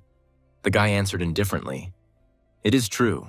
And then his face suddenly changed. He said, it's all unimportant. He wants to say only one thing. They're all too weak. It seems Jin wasn't joking about the instructor being obsessed with training. He shouted, in order to somehow help their master, they must become much stronger. So even when the master is sleeping, they must continue training. Pocky goes first. She should sit down and focus on her mana. When he wakes up, the first thing he will do is open absorption for her. Then the instructor's stern gaze moved to Rami, and the little girl even shuddered. She needs to increase the speed of her swings, so she will do strength training with him. Little Rami drooped. Then the instructor asked if she didn't want to be of use to their master. She will wave the frying pan. Since it is her first day, they will start small, just 5,000 swings. Poor Rami called for help, but Jin had no strength. Meanwhile, in the office, Cedric was informed that he could no longer issue scrolls. An official notification just arrived. It's the director's order. Cedric was worried. The director is always busy. So why does he suddenly care about such a trifle? And also, Cedric was ordered to write a detailed report about it. As he has used all the low-level summoning scrolls up to this point, it seems the deputy is behind it. Cedric said that this bastard is picking on his every move. Yuna sighed and said what they should do. She prepared a report. But if the administration doesn't give out the scrolls, they won't have anything to give Jin. And the time for the scrolls to be delivered is almost here. Cedric was worried because he really needed to curry favor with Jean, but his trump cards had just been taken away from him, and then Jean himself wrote to him. Then Cedric read the message. Yuna noticed Cedric's nervous look and asked what was wrong. Cedric said he wouldn't need low-level summoning scrolls anymore, of course, since Jin had found a mage and an instructor. And Cedric said that instead he needed to deal with that jerk MP Ian. Jin came to the mountain, Kendo province, he said cheerfully. So this is an ordinary dungeon. There are 4 types of dungeons in BP. The first is daily dungeons. They are needed to collect materials available on a certain day of the week. The second is the Tower of Trials, which is much more difficult than regular dungeons and forces players to push themselves to their limits. The rewards there are incredible, but the chance of dying is also high. Thirdly, the Demon Dragon of Chaos. This is a raid dungeon, which is why you need to assemble a group, but it was added to the game for Elena, so Jin will explain this later. Everything else is just regular dungeons, and that's exactly what Jin is heading to now. In BP, they were also called stage dungeons, but in reality, they appear randomly. You can form groups for them, but he doesn't need a group. Jin was already approaching the dungeon. There was already a guard standing there, and the entrance to the dungeon was closed, Jin thought. If the dungeon is not cleared in time, a dungeon breakout occurs. And the monsters are breaking out. He needs to clear it out quickly, the guard said, if he wants to enter the dungeon. He needs to check his license. Jin handed over the card. The man looked at him. Then he said, okay, Mr. Jin passed the test, but still asks the player to be more careful. Jin just nodded in response and finally entered the dungeon. A new level began. As soon as Jin entered the dungeon, thunder was heard, and the storm was everywhere. And that's not all. This is what the enslaved dungeon looks like. There were battles everywhere. It felt like hell. But Jin called it a simple, easy dungeon, with knights and monsters. The knights in the castle were shouting, the orcs are climbing up, we need to attack them. One of them ordered to pour boiling water on them. It really did feel like hell. When Jin was playing BP, everything seemed unreal. But now, it's difficult to watch this battle live. You see these terrible monsters. You see how people die. This is a real war. Gina didn't particularly like being in this bacchanalia. But he needs to pull himself together. Just do what he always does. He created a shield and called every helper. The team had come together, and now Jin's team looked strong, and it turned out he had a new addition. Golden Fairy D rank and Mini Kong also D rank. Better tanks and healers of D rank cannot be found. As you may have guessed, the poor gorilla was removed, and in order to summon this Mini Kong, Jin ordered Rami to buff the instructor's attack speed. As Dragon prepared to cover him with fire from behind, Pocky immediately called down fire. And finally, Jin sent Mini Kong straight to the orc boss, Kong jumping straight into the thick of things. The orc dungeon clearing scheme is quite simple. You just need to defeat the giant orc at the end. And that was it. Kong was already standing in front of the boss. A huge orc attacked him. But Mini Kong wasn't alone. Rami and the instructor finally entered the game. Rami gave the instructor some strength, and the guy killed several monsters at once, without even stopping once or letting go of his sword. Jin was impressed. He thought maybe it was because of the X rank. It was on a completely different level compared to the base form. In any case, getting through this dungeon would be easier than he thought. The knights watched them and said, "They are for them, and they are incredibly strong." They even cried from happiness, because they would be able to survive. The battle continued. Rami felt confident and began to tease the monsters, who began throwing axes at her. And this almost got Jin hurt, so he yelled at Rami not to fool around. And the witch finally gathered her mana and finished her spell. Now she can attack. Jin wasn't lying. Her Pocky Wave skill turned into a fire dragon. Paka's wave was very effective. The monsters were literally drowning in fire. And when the boss of this dungeon was distracted by this, the instructor took advantage of this and killed him. The boys cleared the dungeon. Little Rami screamed joyfully. And Paka's level and her level increased to 5 and by 2. The instructor level has also increased to 5, and the critical hit chance has increased by 1%. Rewards received: Medium Summon Scroll Jackpot. Medium Summon Scroll cost 500,000 won. So Jin decided that he needed to find the next dungeon quickly. He can simultaneously level up his pets and earn money. It's time to turn his life into an endless grind. It's great when your team does all the work for you, but Cedric's situation wasn't going well. Yuna asked, "Seriously? Where did Cedric get so much confidence to make such bets?" Cedric said wearily. "But the bastard started it himself. Let's go back a little to the meeting. It's clear from his appearance that this guy is the same Ian," he said. "He just gave advice because it seems to him. That Mr. Chairman is wasting the budget. How dare Cedric even call himself a talent development team? If they can't produce a single decent new player, none of these talents will ever make it to the national team. Is Cedric really that upset about a new record in the test dungeon? About such nonsense?" Cedric could hardly contain himself. He hated this Ian. He would gladly say everything. "What do you think of this jerk? But the players he supervises make it into the national team every year. He may be an arrogant jerk, but his skills are something to be reckoned with. And yet, Cedric isn't going to take it anymore." Cedric said Ian would tell him if a talent he was mentoring made it into the national team. Ian asked if he wanted to bet there were only 10 spots on the national team. Then they will argue about whose talent will rise higher. Cedric replied, "Shake hands." The loser publicly admits that his opponent is superior and resigns. And the penalty for resigning is 1 billion won. Yuna was now scolding Cedric. She said they only did this because she believed in Jin. He is of course incredible, but he is a simple gamer, inferior to registered players on all fronts. Cedric replied that he knew, but he believed in Jin. He was sure that if he gave him the proper support, he would. Jin will get a lot of valuable information for them. The door opened sharply and Ben shouted at Cedric. Cedric asked anxiously what happened. Ben said the chairman asked him to check on the player, who has recently been single-handedly clearing dozens of D-rank dungeons. So this was their genie. Something neither Cedric nor Yuna expected. Yuna said that a player who registered just a month ago clears D-rank dungeons in less than 5 minutes. As she was saying this, Cedric began to laugh evilly and then said, "He also said that Jean is just the bomb and their ticket to the national team." The bearded man was so happy thinking like this. He knew that he could trust Jin. He knew it. His eyes did not deceive him. While Cedric was rejoicing at his future success in the office, Jin successfully completed another dungeon. In his room, Jin couldn't stop staring at his phone. He was very happy with the numbers in his account. He had earned a whole 16 million won. For 4 days, Jin went through 160 D-rank dungeons like crazy, his kids working hard. And Jin earned all this money from selling every medium summon scroll he got in those dungeons. His blood, sweat, and tears.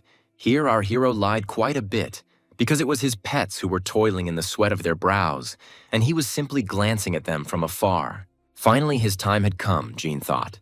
He decided that the bills needed to be split. This account is for everyday expenses, rent, utilities, food, and everything else. A little later, Jin will create a family account. This one is a savings account. He will put aside 10 million won a month for himself. Repeating the words 10 million, Jin giggled with joy as if he were in a dream. And finally, the player's account. Jin is going to spend all this money on his pets. Money is money, but the most important thing now is his value as a player. Jin knows exactly how to succeed in this game. All pets have already exceeded level 30 by completing dungeons, so it's time to collect runes and strengthen them. To do this, you need to farm daily dungeons. To quickly complete daily dungeons, Jin needs a main pet. So Jin decided to take a look at the market to see if there was anything interesting there, and when he opened the market, Jin screamed. C ranks cost an average of 20 million, which is too expensive. B ranks cost an average of 200 million, and there are no ads for A ranks or C ranks for sale at all. Although no one can even use them now, it is not surprising. Now money has acquired a new meaning for people, which means that Jin is still the same poor man he was before all this. Sighing, Jin said, "It probably makes sense, since even with high-level scrolls, the chance of getting rank B is only 1%, but okay." That's why Jin had made sure in advance that there was someone he could rely on. The door swung open and the guy shouted out to the chairman. Satisfied, Cedric read the documents and calmly asked what happened. And then the guy said, "A new request came from the player Jin." Then Cedric suddenly jumped up and shouted what was there. What did he ask for? A new request and an approaching new achievement. Cedric was like a puppy waiting for an order from his master. The guy was also scared by such a strange reaction. Instead of answering, the guy simply showed the correspondence with Jin, in which Jin wrote a whole list of what he needed, a list of pet purchases. The list made Cedric's eyes pop out of his head. The guy explained that Jin wanted them to buy all this for him. Now that Cedric's joy was diminished, if the headquarters could buy all this, Cedric wouldn't be using C-rank pets now. He asked dejectedly if they bought all of this. What would Jin tell them? The guy told, Jin said that he would reveal the secret method for clearing daily dungeons. Cedric asked, not only for the Monday or Wednesday dungeon, and in general for all daily dungeons, the guy answered. Yes, then Cedric thought again, Jin will tell them everything. This is very generous. So after thinking for a bit, he said, okay, he will talk to the director? Cedric looked confident. But just a few hours later, still without any confidence, he was banging on the table in irritation, shouting, old fart, stupid old man. That's why their country is always in last place. How many emotions the bearded man experienced, and it was only the middle of the day. Ben asked what was wrong with him. Yuna answered that he was refused. In general, asking something like that was already too much, while Cedric was screaming, she thought. If only all the chairmen had the same zeal, Ben asked. And what did the director say? Cedric answered. Said to bring evidence, or show a recording of the walkthrough and then ask, which is quite logical. But Cedric screamed how Jin was supposed to complete it without pets. Yuna was still wondering if his information was true. They would hit the jackpot, and the emotional Cedric continued to scream. Absolute jackpot. And those idiots at headquarters don't understand that, Yuna said, rather offensively, and Cedric immediately fell silent. Yuna added, isn't it offensive to sell such potential to the headquarters for just $1.5 billion? Cedric asked what she meant. Yuna suddenly asked if she could handle it instead of the chairman. The guys, of course, were shocked. They didn't expect this. However, if you think about it, it makes sense, Cedric thought. And that's why. Our Yuna is from the family that owns the Daisang Group and is the fourth granddaughter of the head of Daisang, South Korea's leading conglomerate. In short, our Yuna is quite the rich girl. She received an elite education as befits the heiress of Daesan, which means she can handle management just fine. But she chose to be a player rather than manage the company. And the player she's been most interested in lately is, of course, our weird guy. It's all because Jin knows too much, is suspicious, and is also a rude person who managed to make a deal with the government. Yes, what if they create a management team specifically for him, invest in his development, and in return receive a profit? Their approach will be fundamentally different from the approach of managers. Yuna is an excellent businesswoman. Cedric asked if Yuna was sure because the amount is not small. Yuna asked if Cedric was worried about her finances, which was funny because, remember, Yuna is rich. But to avoid any questions, Yuna said there was no need to worry about money, but first she needed to meet with Jin again. And already the next day, Yuna was already waiting for Jin in the cafe. Now the negotiations would begin. Finally, Jin arrived. The man wished Jin a good time. Jin thanked him. Then I thought, he is surprisingly generous. Unexpectedly, just think, they moved so quickly just because of one piece of information. It seemed like it was hard for her to refuse. Thanks to them, he is now in this elite restaurant that would put even 5-star hotels to shame. It's a reception that Jin doesn't even know what to do with, but it definitely motivates him to keep supplying information. It was obvious at every corner how rich Yuna and her family were, Yuna asked. Jin finally came. Then Jin thought. He looked at the information about Yuna in advance, and I almost fainted. Appearance, family, genius, abilities, Jin never thought about it. With someone from the 3rd generation of Chibols to work at the headquarters, Yuna thanked Jin for coming. Jin asked if she was alone. Yuna answered, Yes, today she would be talking to him, not the headquarters. A little later, the guys sat down at the table. Yuna explained the situation, so unfortunately, it was difficult for the headquarters to provide further support. Chairman Cedric was for it, but there were many who were against it, Jean said. If the headquarters was against it, nothing could be done. And he thought that he himself could become number one. He would simply stop supplying them with information. But then Yuna added, instead, she has a proposal for Jin. She's going to start a management company. For him alone, Jin thought. A one-man management company was a pretty good deal. Unlike the headquarters, which is forced to act cautiously, the corporation moves solely for profit. And he is the one who will definitely be able to bring this profit. Moreover, most of all, he needs to create a connection with someone who has enough resources. Squeezing everything out and buying his information at the highest price sounds bad, but Yuna said she was with Daesan's professional support. Ready to give him full support in everything, Jin then thought if there was a better place than Daesan, after all, money doesn't lie. Jin said they've only met a few times, but she seems like a really nice person, a naive guy. Yuna said that for a talent like him, it's only natural. Then she will explain the details along with the contract. If it's convenient for him, she will send it tomorrow. He should also check the pets that Jin ordered, Jin asked. Already, he hasn't even signed the contract yet, Yuna answered. They prepared them regardless of his signing the contract. Let him consider it a gift. But she is a child of capitalism. There are no gifts in this world. Tired, Ginny said. Her brother is here today too. What was he doing that he didn't even call? It seemed like he even had his own place. At that moment, Yuna walked by, and Ginny looked at her and froze. She thought about how beautiful Yuna was. But finally, Ginny realized that she had seen this face on Instagram before, and she began scrolling through her memory. After thinking for a bit, Ginny remembered Yuna. Of course, Ginny knows who she is, so her shock was quite justified. Yuna didn't notice anything and continued walking towards Jin. Meanwhile, Jin and his pets were busy training. The instructor mercilessly yelled at the guys, More, they will only get stronger." If they were to give it their all, it seemed like even Jin was scared to start training. Suddenly, the instructor noticed something and whispered to the guys, "That's it, silence, someone is coming, talking is prohibited." The boys nodded silently. It was the perfect moment to take a break, and little Rami wasn't ready to miss it. Tired, Yuna finally climbed the mountain. Jin and the guys came up, and Yuna asked if Jin had been training since the morning. Jin replied, "Yes, just a light warm-up," Yuna said. "His team is here too. How great they are." She is seeing some of them for the first time. As expected from a cruel instructor, he did not allow the guys to rest, grabbed everyone and dragged them to training. Jin said this is his main squad. He will officially introduce them later, Yuna said. Well then, first she will give him a gift. A system window will appear, and Yuna's player will offer him an exchange. Jin is asked to carefully review the player's offer and supports exchanges between players as in other games. People in chats offer to exchange their pet for another, or may even add a few coins. If you deceive someone and run away, you can literally die from the curse of the system window. The game is fair and does not tolerate liars. Yuna actually managed to find all the pets that Jin had listed. She is a real professional. Jin accepted the deal. Then Jin thanked Yuna. "It was really a valuable gift," Yuna replied. "It was nothing." And then she took the contract out of her bag and asked if Jin was ready to get started. The name of the management company is U-Peak. It is made up of their last names. 70% of the shares will go to Jin, 25% to Yoon, and 5% to Chairman Cedric. The chairman will remain at headquarters to continue to help them from within.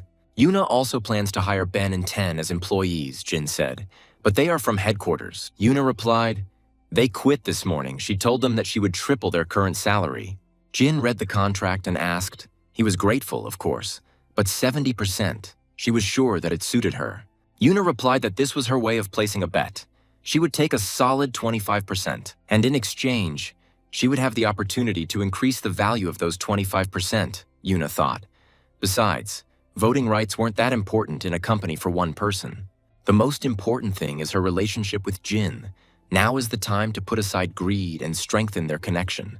This is her main task. Jin put the seal. "Now the contract is concluded," Jin said. "Then it is in the hands of the headmistress Yuna," and Yuna replied, "It's finished." While the boys were talking, the instructor noticed movement in the bushes and immediately flew in there. Yuna was just about to ask what he was doing, when suddenly they heard screams and creaking sounds. A minute later, the instructor came out, grabbing Ginny and her dark elf. The instructor has the auto hunt skill, so he doesn't hesitate in such cases. It seemed like Jin had a lot of explaining to do to his sister. Jin asked in confusion what Jinny was doing here. A little later, when Yuna had already left, Jin decided to talk to his sister. As it turned out, Jinny recognized Yuna and decided to follow her, so she overheard their conversation. Which Jin didn't like at all, but Jinna said that she was just curious, so she came. She didn't follow. However, Jin insisted, this is what is called tracking, to which Jinny could not answer anything. It got worse. She was given a status effect, a truth bomb, and then Jin asked, and when I came here, I saw him and decided to secretly watch. Jinny shouted, yes, that's right. There is no way that brother could be acquainted with Yuna, Jinny screamed. She was very excited. She couldn't believe what she saw, so she continued screaming about what her brother had done and how he had ended up next to her. Then Jin thought that it was all a bit too confusing. There was a clause about family in the contract, so they would have met sooner or later anyway. Yuna said she was just about to meet his family, so it all worked out quite well. Jinny was delighted that Yuna herself wanted to meet her. But not now, and just like that, Yuna left, leaving Jinny to cry in front of her brother, so Jin decided to explain everything. Jinny said that her brother used to be quite a famous gamer, and recently broke the record in a low-level dungeon. So I returned to headquarters and met Yuna. Jin replied, yes, he was probably unhappy that his sister found out about everything so early. Although Jin didn't reveal all his cards, Jinny thought for a moment and asked, but didn't brother play some mobile game for a long time before that? Jin shuddered. Then he lied. No, it's a completely different game. He played BP for about a year, so Jinny still doesn't know that he is the very popular player that everyone is looking for. But it was enough to impress Jinny. She said that even a year is a long time for such a crappy game. Which was true, so Jin kept quiet, and Jinny asked, so his nerdiness finally paid off. Jinny seemed to find this amusing, and Jin thought it wasn't that he didn't trust his sister. There's just always that slim chance. The family that took care of him for those 3 years while he was in a coma. Jin simply can't mindlessly drag them into danger. He first needs to become strong enough to protect them. Only then will he be able to reveal his identity, Jinny asked. But why is he telling her this only now? Jin replied. He was going to tell everything, and it wasn't like he was hiding it. He would explain everything to his parents too. So let him keep it a secret for now, Jin asked. But why? Jin answered. There are reasons for that. While the brother and sister were talking, the instructor continued to torment the team with training. And he didn't stop with his team. His hands reached the dark elf Jinny, Jin said. About that dark elf. If he's going to level her up, let him summon a shadow wolf and use them together. Without him, she won't even get 10% of her effectiveness. Jinny asked, Shadow wolf, is there such a pet? Jin answered. Most likely, she doesn't know about it. After all, he is a B rank. Then Jinny asked with displeasure, and how could she even get a B rank? After browsing the internet a bit, Jinny asked if her brother was offering her to buy this one, but it would take 20 years. He costs 500 million won, but Jin laughed and said, let him wait. Jin promised to get his sister such a pet in just 1 month, of course. Jinny didn't believe him. She didn't yet know that Jin had a patron, she asked. Became a player and now goes out of her way to seem cool. Jinny told her brother not to worry about it. She would save up and buy the wolf herself. But Jin warned her not to burst into tears of happiness when she received the shadow wolf. Jin told his people that they had enough training for today, and the instructor finally managed to get the elf Jinny to train.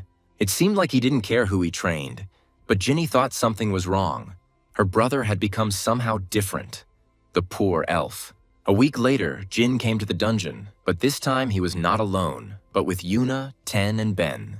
And the guys brought something. Jin asked what it was. Yuna answered, this is the equipment that Jin will wear in the dungeons. The main activity of the company UPEC is information. Jin asked what this means. Of course, there is a video walkthrough of all D-rank dungeons, only for paid subscribers. They're going to sell the videos of their walkthroughs for big money, and that requires this advanced equipment. On the one hand, it was a good idea because you could make money, but on the other hand, Jin didn't want to be famous. And the camera will record everything around in 3D.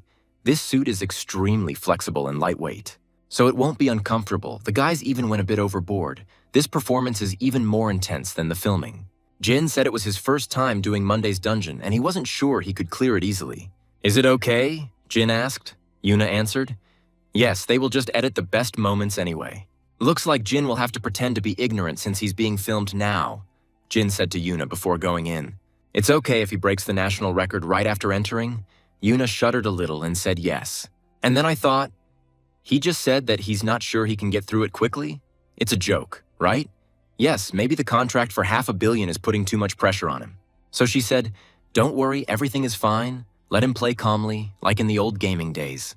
Jin thought the national record for Monday's dungeon was about 7 minutes, which meant he should be able to beat it pretty easily. He entered the dungeon and saw a deserted valley, another battlefield, Monday's dungeon. The only dungeon with special rules, where the time taken to complete it directly affects your rating. As in most games, attack power runes are extremely important in P, because without them it will be extremely difficult. It's not for nothing that they are called universal. This is a defensive dungeon, usually requiring 30 minutes of fighting off waves of undead. But the time it takes to complete the game still matters, and Korea isn't even in the rankings right now. Even though this dungeon is called a defensive dungeon, if you defeat the final boss, the Lich, everything will end instantly. Therefore, the standard tactic is to go straight to the boss. Jin already has a plan, and the equipment is working fine. This means you can start the battle. The system suggested creating 3 squads, but the player can only create up to 3 squads. Jin was confident in his abilities, because he had already set them up for PvE, PvP, and daily dungeons. First, Jin called the instructor as well as the battle sheriff, who was a C rank, and with them, of course, Kong, also a C rank. They are like a squad for battles. The second squad was a little calmer. It included a C rank priestess and a D rank golden fairy. A system window appeared, warning Gina that the evil Lich's undead legion was rising. Jin was offered to simply hold back all the evil until help arrived. The countdown began. In the very first second, the Lich sent his skeletons into battle. But Kong is not one to be scared. He began to drum on his chest as a sign of strength. As expected, Kong simply grabbed the undead and turned their skulls into sand. Then Jin told his team to attack the boss. While Kong was attacking the small fry, the undead, Jin ordered the main team to attack the Lich, who was flying menacingly above the ground. Jin said that first we need to climb to the hill. The instructor listened to him and nodded in response, which was quite expected. As soon as they found themselves in the dungeon, the instructor bit his tongue during the mission. And all because the instructor understood perfectly well that they were being recorded by a camera, so he was not allowed to talk. The guys got here in 2 minutes, with small mobs following them. The team is coping easily, Jin, I remember, said that the instructor is not particularly strong in combat. It seems he should apologize. After all, the instructor shows himself from the best side, especially Kong, who screamingly destroys all the monsters, simply throwing their own skulls at them. The sight of Kong throwing skulls, killing everyone in his path, made Jin think that Kong and the instructor were doing a great job. How glad he is that they are for him and not against him. And now they are at the same height as the Lich. Then Jin told the battle sheriff to get ready. The battle sheriff had a long range, and excellent accuracy, but the damage is so pathetic that almost no one uses this character. The sheriff can shoot directly at the target, and even then the monster won't get a scratch. Players asked. The sheriff turned on auto battle for 32 hours and didn't even notice. But in a low-level Monday dungeon, they're a real lifesaver because the Lich doesn't have much health. Jin's vast experience has once again helped him out. He knows exactly where to place such losers so that they can show their best side. Also, Jin knows how to form pairs to strengthen forces. Jin asked the sheriff not to shoot yet, and he asked the priestess to use the Radiance and Blessing. The effect of the Blessing is very simple. It removes the Dark Shield from Lith, a skill that gives immunity to ranged attacks. As soon as the priestess finished praying, Jin said to the sheriff, "Now it's possible." And the sheriff's mad gaze froze on the face. Meanwhile, on the battlefield, the instructor became a real star, cutting down skeletons one after another. He looked very scary, and the strong Kong kept up with the instructor, turning the skeletons into a handful of sand. These two protected Jin and the others from the undead so that they could quickly kill the Lich. But the poor guys got it too. But as soon as the monsters injured Kong and the instructor, the Golden Fairy and the priestess immediately healed them. Despite the menacing and even frightening appearance of the battle sheriff, the bullets flew off the Lich as if he had been bitten by a mosquito. Jin wasn't kidding about the damage, and indeed the sheriff's damage looks pathetic compared to the others, although his health is definitely depleting little by little. Normally, due to weak runes and low levels, this would take a long time, but Jin's team has already been fighting for about 4 minutes. That's why everyone considers it useless and rarely uses it. However, this only applies to ordinary players. one of the monsters got out and attacked Jin. Kong, of course, noticed this, but a bunch of monsters pounced on him, holding him down, and even so, there was no sign of excitement on Jin's face, and the monster was unable to get closer to Jin. Of course, Jin wasn't worried, because he had an instructor, Hank, who was as loyal and strong as always. It is Hank who will help Jin become the first in this game. Hank's unique ability helps to unlock the potential of each of Jin's pets. And if you choose the right runes and skills, even a top-tier lich will vanish in one bullet. Despite the battle sheriff's weak strength, this lich was defeated after yet another blow. That's how Jin completed Monday's dungeons, of course. He broke the South Korean record, which was easy, and received a special achievement. Ten said he couldn't believe Jin had actually managed to break the Monday dungeon record. But Yuna said it was all somehow strange. It had only been a week since she had given him these pets. Even if he hadn't broken the record, she would still have supported him. Ben agreed and asked if Jin was really going to break all the records in the daily dungeons. He's saying that of course it's cool that Jin broke the record in Tuesday's dungeon, but Jin never explained it. How are the others going to proceed? No, of course Korea has had a lot of experienced players over the course of a year, but what if Jin is just bluffing? Of course, Ben's suspicions are justified. Anyone would suspect something was wrong if a guy showed up who was breaking one record after another. Yuna asked if Ben was worried. She opened this business with her own money, even if what Ben fears happens. She will make sure that this does not affect their careers in any way, and their salary will not change in any way. It seems the boys have truly tasted the joys of life in a matriarchy, delighted that they are working for Yuna. Of course, everything is much simpler.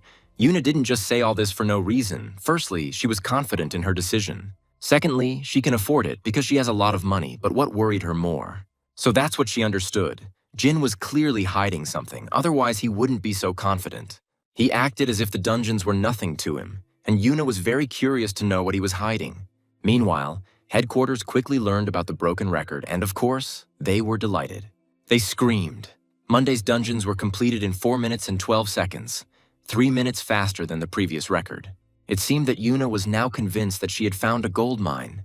She thought that this business would definitely be successful.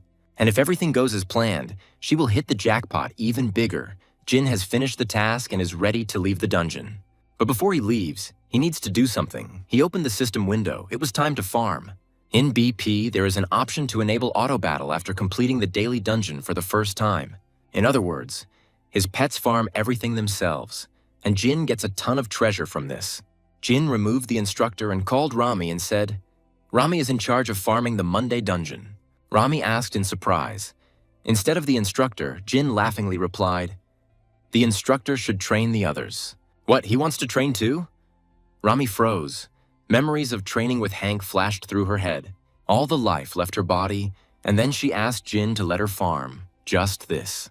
Jin decided to clear the rest of the daily dungeons at the same time, and then turn on auto battle to collect the rewards. And train the rest of the pets? A perfectly effective scheme, not a second will be wasted. As soon as Jin gave everyone their assignments, he said goodbye to the guys, saying that he was counting on Rami. Jin left. Rami replied, "Jin can rely on her." Jin finally came out of the dungeon and froze. And all because Gina started getting licked from all sides again, even the red carpet was covered. It was a bit awkward. Jin said that all the videos were saved here and returned the jacket, and then asked, "They don't need anything else," Yuna replied. "Of course no. She will make sure that this video doesn't leak anywhere. So Jin doesn't have to worry about the news." Jin surprised her by saying that he doesn't mind if the news about the record spreads this time. He needs her to take care of his family's safety, as gangs are still active in Korea. And for Yu Baek, Jin is incredibly valuable, so they will definitely provide much stricter security, so Jin did not mind the news. Now his family has a roof over their heads and they don't have to worry about their safety, Yuna replied. She understood. She would protect them even if it meant using Desun's powers, Yuna promised. While Rami and the others continued to fight in the Monday dungeon, Jin came with the other pets to another dungeon, which Jin had already completed in 3 minutes, using only a Komodo lizard because he was recording. And yet, his performance could easily take a place in the world rankings if he gives the spotted Komodo runes for movement speed. And if the Wind Falcon's full potential is unleashed to increase its speed, then breaking the record will be a breeze if the kids are well trained. It will be possible to fit it into 1 minute, and this concludes the recording of Tuesday's dungeon. Jin entered the next dungeon. Wednesday, this dungeon, where runes of protection are obtained, has one peculiarity. Namely, it is incredibly cold here, and therefore movement speed is greatly reduced. Jin summoned an ice cat and a wind falcon, C and B rank, and Jin also summoned a titanium golem B rank. He has another fairy, a C rank horned fairy, and since it's cold here, he summoned Pocky. You can't do without pets with cold resistance in this dungeon, and the best among them is the ice cat. And the rest will have to freeze for now, of course, unless Pocky turns on his abilities and warms everyone up. It didn't take more than a couple of minutes for the monsters in this dungeon to run and attack Jin. First, Jin uses the titanium golem. He strengthens its shield. Then the golem itself becomes larger. Then Jin called the wind falcon. With the speed boost from the wind falcon, Jin will be able to quickly get through everything. The golem kindly picked each of them up and placed them on his shoulders, and then rushed at the monsters. This is of course cool, but the poor guys are starting to feel sick. Victory awaits only those who can endure it. The monsters continued to throw huge snowballs, but now, compared to the golem's size, these boulders looked like ordinary snowballs. The Titan golem is truly impressive and is perfect for a tank roll, but that's not all. Jin gave the order and the golem jumped and grabbed the rock. Only a titanium golem could pass along this route. And because of its size, it saves a lot of time. Jin told Pocky to get ready. The guys simply ignored the monsters below because they were pawns and immediately reached the dungeon boss. The golem climbed the mountain and the system immediately announced the appearance of the boss. The monster growled. Of course, he had a shield, but Jin had foreseen this too. So he took with him a horned fairy, who easily removed the shield with just one wave of her hand, and it was as if the shield had never been there. Jin shouted to Pocky. Now it was the fire girl's turn. She began to collect mana. The fire flared up, which probably pleased Jin, who was freezing all this time. As expected, Poka's power created a huge fire dragon, thanks to the instructor who had been pushing her with training all this time. And just like that, Pocky was able to incinerate the dungeon monster, and Jin completed the dungeon in 4 minutes. Of course, this was another national record. Jin decided to see what he got for completing this dungeon. But his stomach decided it was time to show itself. Gina felt a little seasick, nothing serious. And then news came out about Jin's incredible dungeon runs. And from that moment on, Jin became very popular. All of South Korea started talking about him. Everyone was interested in who this Jin was, where he came from, and why so suddenly. Everyone was talking about Jin. News about him was everywhere. The new player Jin broke the records of daily dungeons. And now it was time for regrets for the director of staff. The assistant asked if it was not him that Chairman Cedric was talking about. The same one who promised information in exchange for the summoning scrolls, the director asked. The one that Chairman Ian objected to. The assistant said. Then Ian said he wouldn't give the money until he got the information first. The director sighed and said, "But it looks like that information was true." The assistant replied, "It looks like it." Then the director remembered their argument and what a wimp he had been. But at the time, what Chairman Ian had said seemed right. But in politics, only the result is always important, and now they occupy a confident first place. Now the director thought that if they had supported Jin back then, they would now have received not only public recognition, but also many more votes. It seemed that Ian had really lost his grip on the opportunity that was coming his way, and the director was disappointed. But it was too early to give up, the director decided. So he told the secretary to try to contact this player again. The secretary was surprised by such an order. He asked again whether the director should contact Jin directly. The director replied, yes, they thought that Jin was just a dud, but that was clearly not the case. They needed to get him at any cost. And while Cedric was rejoicing and shouting about his victory to Yuna on the phone, Jin was already in another dungeon. The Accomplice and Wednesday dungeons drop runes, and the Tuesday dungeon drops a reforging potion. And Thursday's dungeon contains skill books, although these books do not contain unique pet skills, or hidden skills that can only be obtained with the help of an instructor. Other useful skills drop there, so it's worth clearing it out. Since Rami didn't know about the camera, the instructor quickly covered her mouth, which upset little Rami. Now she's not allowed to talk even in the dungeon. In addition, due to this, you don't have to clear the Sunday dungeon. Both the Sunday dungeon and the Thursday dungeon drop skill books. And the Sunday dungeon didn't want to see Jin anymore, and the Thursday dungeon was much simpler. Jin hadn't even warmed up, so he suggested practicing. Rami, in Thor's form, didn't even mind, as it meant they didn't have to grind endlessly, so they decided to rest on Sundays. So why is Thursday's dungeon considered so easy? Because right when you enter there is a boss. They call it a boss rush. This boss has incredibly high defense, so you need to use a B-rank White Wolf with a defense-reducing skill. Although Jin has a different plan, he has gathered his entire team, our usual guys. Of course, with the addition of a couple of newcomers, namely the Ice Falcon and our new favorite. After all, you can simply kill this boss if, of course, the DPS allows it. Jin also did not forget about his own safety. So many people died just because they didn't turn on their shields. You can't even put a video walkthrough like that up for sale. He'll literally steamroller monsters with his pumped-up pets. Today's recipe is a crispy fried earth golem. Jin can already imagine a flood of hate comments if he posts this video, so he'll just stick to his standard tactics. Cut down his defense with the White Wolf and then finish him off with burst damage. Good old standard tactic. It's not that Jin doesn't have any tips on how to beat the record. You just need to hit the golem's weak spot, its head, which has a cute flower on it.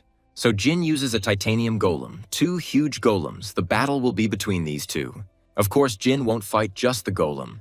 He summoned a mage and an instructor. He prompted them, saying that they should aim for the head, and the titan attacked the golem, distracting its attention. And in just a couple of minutes, the instructor, like Levi, cut the golem's hand, and not once, but several times. And after these cuts, smoke appeared, and as we know, there is no smoke without fire. It's Arpaka's turn. The little one has already achieved incredible success in her skills. Her fire dragon simply destroyed the earth golem as Jin expected, and the boss was defeated quite quickly. Jin completed the dungeon. The time it took to complete it was 5 minutes, that's it. Jin beat the Korean record by a whole minute. The instructor is definitely MBA, but Jin still has no intention of using him to farm the final dungeon. After all, even one well-trained dragon mage is enough there. With her help, even top-tier dungeons can be completed in seconds. Taking into account the entrance and exit, Jin thinks the cleanup took about 10 seconds.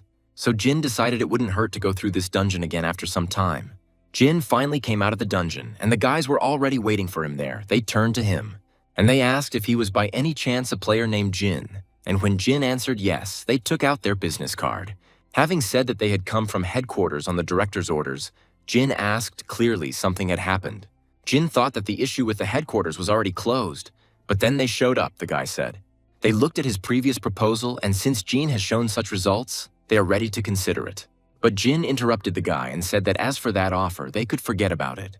Of course, the staff at such a top headquarters didn't expect a refusal. They were apparently used to the enthusiastic shouts. But Jin had already made up his mind, because Yuna had decided to trust him even before his popularity skyrocketed. They only say that they have considered his proposal, but it is all just a pretty wrapper. They are the complete opposite of Yuna. And that's why Jin got pouty and said he was already working with a company, and if they wanted to say anything, they could contact Yuna from UPEC. Jin didn't even listen to the guys until the end. He immediately said goodbye to them and left, and the guy asked UPEC again in surprise. Since he was new, he asked the senior what kind of company UPEC was, but the senior remained silent. That's why the guy said Jin was talking about Yuna, the one from Disan. The elder didn't answer his questions. He just said they would sort it out as soon as they got back. He felt uneasy because he felt it, as if they were missing something very important, and he wasn't wrong. Cedric continued to bombard Jin with strange messages, so Jin left the chat. Jin went out onto the roof. Friday's dungeon is different from the others, if in others. You could simply summon pets and order them to kill monsters. But here, you need to run through the dungeon yourself to complete it. Our hero isn't as athletic as he might seem, so Jin decided it was time for him to start training too. Jin summoned a B-rank heavenly liver. It was quite large and a beautiful heavenly color befitting its name. Then Jin looked down. The shield wouldn't let Jin die from the fall, but it was still scary. Despite his fear, Jin called Sky and told the little girl to fly to the Eastern Sea, a scene straight out of How to Train Your Dragon. At first, Jin couldn't open his eyes out of fear, but as soon as he did, he realized how cool it was. It turned out to be much more fun than Jin thought. He was happy like a little child and told Sky to fly forward. They quickly flew to the coast, where the instructor and Pocky were already waiting for him. This time, Hank would be tormenting his owner, not the pets. But Hank remains a loyal puppy, so he screamed. The speed of learning to fly is just amazing, as expected. Jean is great, Jean answered awkwardly. Not that much, but Hank insisted on his own. And then Pocky added, "It's true, even they had a hard time flying the wyverns at first. As we can see, Jin's main team suffered from the trip." Jean thought, come to think of it, Hank and Pocky once rode wyverns and dolphins in BP. Pocky continued to praise Jin, speaking as expected of the god Jin, their master. Then Jin thanked her. Discrimination. Poor little Hank was upset because Jean didn't thank him. Jin asked, in any case, next they have training on sky dolphins, right? Pocky answered that everything was correct, and then Jean said that since the guys had plenty of experience in this, he would count on them. The boys were happy that their master was relying on them, and so, a few days later, Jin entered the Friday dungeon. Jin summoned the Wind Falcon, and the system announced that the player's run would begin in 10 seconds. You need to get to your destination as quickly as possible, by the way. This is where Jin received the title of God of Cleansing. Jin asked the Falcon to give him a speed buff. The countdown ended, and Jin rushed forward. Of course, there were some obstacles after all. These are dungeons and not a school marathon, and rocks were flying at Jin at high speed. Jin managed to run easily, dodging the rocks. Another obstacle appeared on the way. Doing all this himself, Jin realized something. It's much more interesting than just controlling your character by clicking on the phone screen. Jin really enjoyed the game and did a great job of clearing the dungeon. Well, it's time to go to the first hidden route. Jin jumped into the sea at full speed. Jin flew and summoned a sky dolphin, and a baby dolphin immediately jumped out of the water. He picked up Jin, and they dove into the water together. Using the dolphin to swim underwater, Jin was able to avoid all the obstacles above. However, Jin didn't swim with the dolphin for very long. The dolphin jumped out of the water, and then Jin summoned a heavenly wyvern. Jin jumped off the dolphin's back and landed on the wyvern's back. It was time to fly a little. All that was left was to fly past the last obstacles, which did not cause Vivierna any difficulty. And ahead was the finish line. John and the baby quickly flew towards it. They managed to get through the dungeon without any particular difficulties. The system congratulated Jin on breaking the Korean record and presented him with a special achievement. After clearing Friday's dungeon, Jin went to Saturday's dungeon where he rode a dinosaur, the guy living someone's dream. All the monsters in this dungeon were destroyed. Jin cleared it in 3 minutes and 40 seconds. And after this dungeon, Jin went to the Sunday dungeon, which was also cleared in an instant. Jin and the guys quickly defeated the Absolute Master and cleared the dungeon. Little Rami was a little tired and said it was hard, but the instructor said that their training had paid off. Jin praised the guys for their work, while the system congratulated him on breaking the South Korean national record. Finally, Jin caught up with the top guys. The cleanup time was 14 minutes, which was longer than the previous cleanups. If Jin continues to farm dungeons, the time it takes to clear them will become even shorter. He will simply farm once a day. Until he can start clearing medium dungeons, he will need to clear a high-level dungeon at least once and acquire runes and skills. And only then would Jin be able to at least look at the testing tower. Jin wondered if 2 pets would be enough for him. Leaving aside the high-level summoning scrolls, what was Jin supposed to do with all those rewards? Meanwhile, a pleasant atmosphere reigned in Yubayek's office. Yuna read the news about Jin and how everyone admired him, and thought that the whole world was going crazy about Jin right now. However, this is not surprising. Because Jin broke all records in just a week, Yuna called Ben and asked how the editing was going. Then Ben answered absent-mindedly. He had just finished it, but then Ten asked, "What, something was wrong?" Ben replied, "Not really. It's just that he could hardly believe his eyes while editing the video." Instead of explaining, Ben decided to just show them the video and said that at Jin's request, he didn't include the Thursday and Sunday dungeons in the video. The guys started watching the video. Now they understand what Ben was talking about. He sees such a picture in reality. It's very strange. Ben said Jin's strategy and the way he executes it is on a whole other level, like some kind of digital performance. Now Yuna couldn't believe her eyes either. Ten said that you don't always see things like this even in the movies. Ben said he felt like even if they sold it, there would only be a handful of players who could replicate it, which is why he was hesitant about the video. Yuna thought this just proved how skilled Jin was in this game. Then she said, "First of all, before selling the video, we need to buy all the pets mentioned in it," Ben said. "She wants to occupy the market in advance." Yuna answered, "Exactly. You need to squeeze the maximum out of the information received," Ben answered. He understood. He will buy as much as the budget allows. But Yuna said, "No, there's no need to pay attention to the budget. Let him buy everyone up. She'll solve everything if finances become scarce. It's good to be rich." After some time, Yuna was sitting contentedly in her office. As one can understand, the deal was successful. As soon as she arrived at the bank, everyone immediately started to stir. Of course, they tried to suck up to Yuna as best they could. They guaranteed that she would have the maximum limit possible, promised to help with anything. In short, Yuna sorted out the finances and bought all the pets. Now it's time to sell the saw. She also wrote an ad about selling guides for completing all the daily dungeons. Ben asked if it was really worth selling them at such a low price. Yuna replied that these guides were just bait to sell the pets. Moreover, this will contribute to the development of South Korean players. Ten called the chairwoman and asked what price to set for pets. Yuna replied with a grin, "Let him sell the C-rank ones for 200 million and the B-rank ones for 1 billion. Ten said, "But it's 10 times the market price, isn't it too expensive?" However, Yuna insisted that the price of these particular pets would skyrocket. And since they had most of these pets, and they will have to buy them even if the price is too high, now it's time to get a reward for the investment made in Genie. After some time, the guys looked at the numbers in their score in shock. Even Yuna hadn't expected such success, let alone the guys, and they hadn't really even started yet. This is a colossal success. Jin's influence is too great. The pets that Yuna bought for Jin cost 500 million won. To think that everything turned out exactly like this, even Yuna, who was used to huge numbers, needed a little time to calm down. Yuna said that their business has finally taken off. It's time to start with small investments, and right now. The guys didn't understand what she was talking about, so Yuna said that first of all, they should buy a building. Jin also beamed with joy when he looked at his bank account. Jin had earned 54 million won, and in just a week. Write high-level summoning scrolls. Rami was also happy, because now Jin can buy her a bunch of buns. Jin said that the rewards from the dungeons were just a fairy tale. Rami asked, and EX rank pets still didn't drop. Then Jin's joy evaporated in an instant.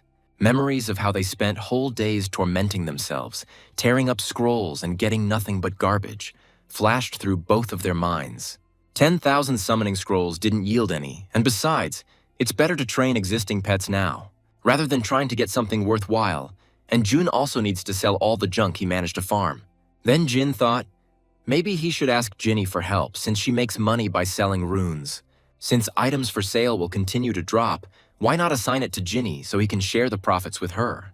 Besides, Jin heard that it was Jinna who paid part of his expenses when he was unconscious in the hospital. So, as an older brother, Jin decided it was time to repay her. He wrote to her and asked her to come to the appointed place whenever he could. The girls were chatting in a cafe, they were talking about their boyfriends, their pets, and so on. Ginny was with them. It seems they were her friends. The girl said that her boyfriend would soon get a pet brang. Despite the conversations, Ginny wasn't listening to anyone. She seemed to be thinking about something serious. When she sighed, her friend noticed it and asked what was wrong. Ginny didn't look well. Then Ginny came back to reality and mumbled that she had just thought of it for a second, but her friend didn't believe her. And she said that if something was bothering Ginny, she should just tell them. It would make her feel better if she spoke out. Ginny was very touched, but her brother is the very player everyone is talking about now. And this needs to be kept a secret. How can she tell them that her brother has already opened a company selling information? He probably has his reasons for hiding everything, but it's still very annoying.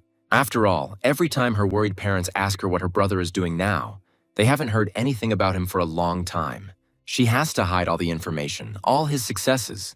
She lied that she didn't know anything. And of course, it was very difficult. She can't even hint to her mom and dad about it, let alone her friends.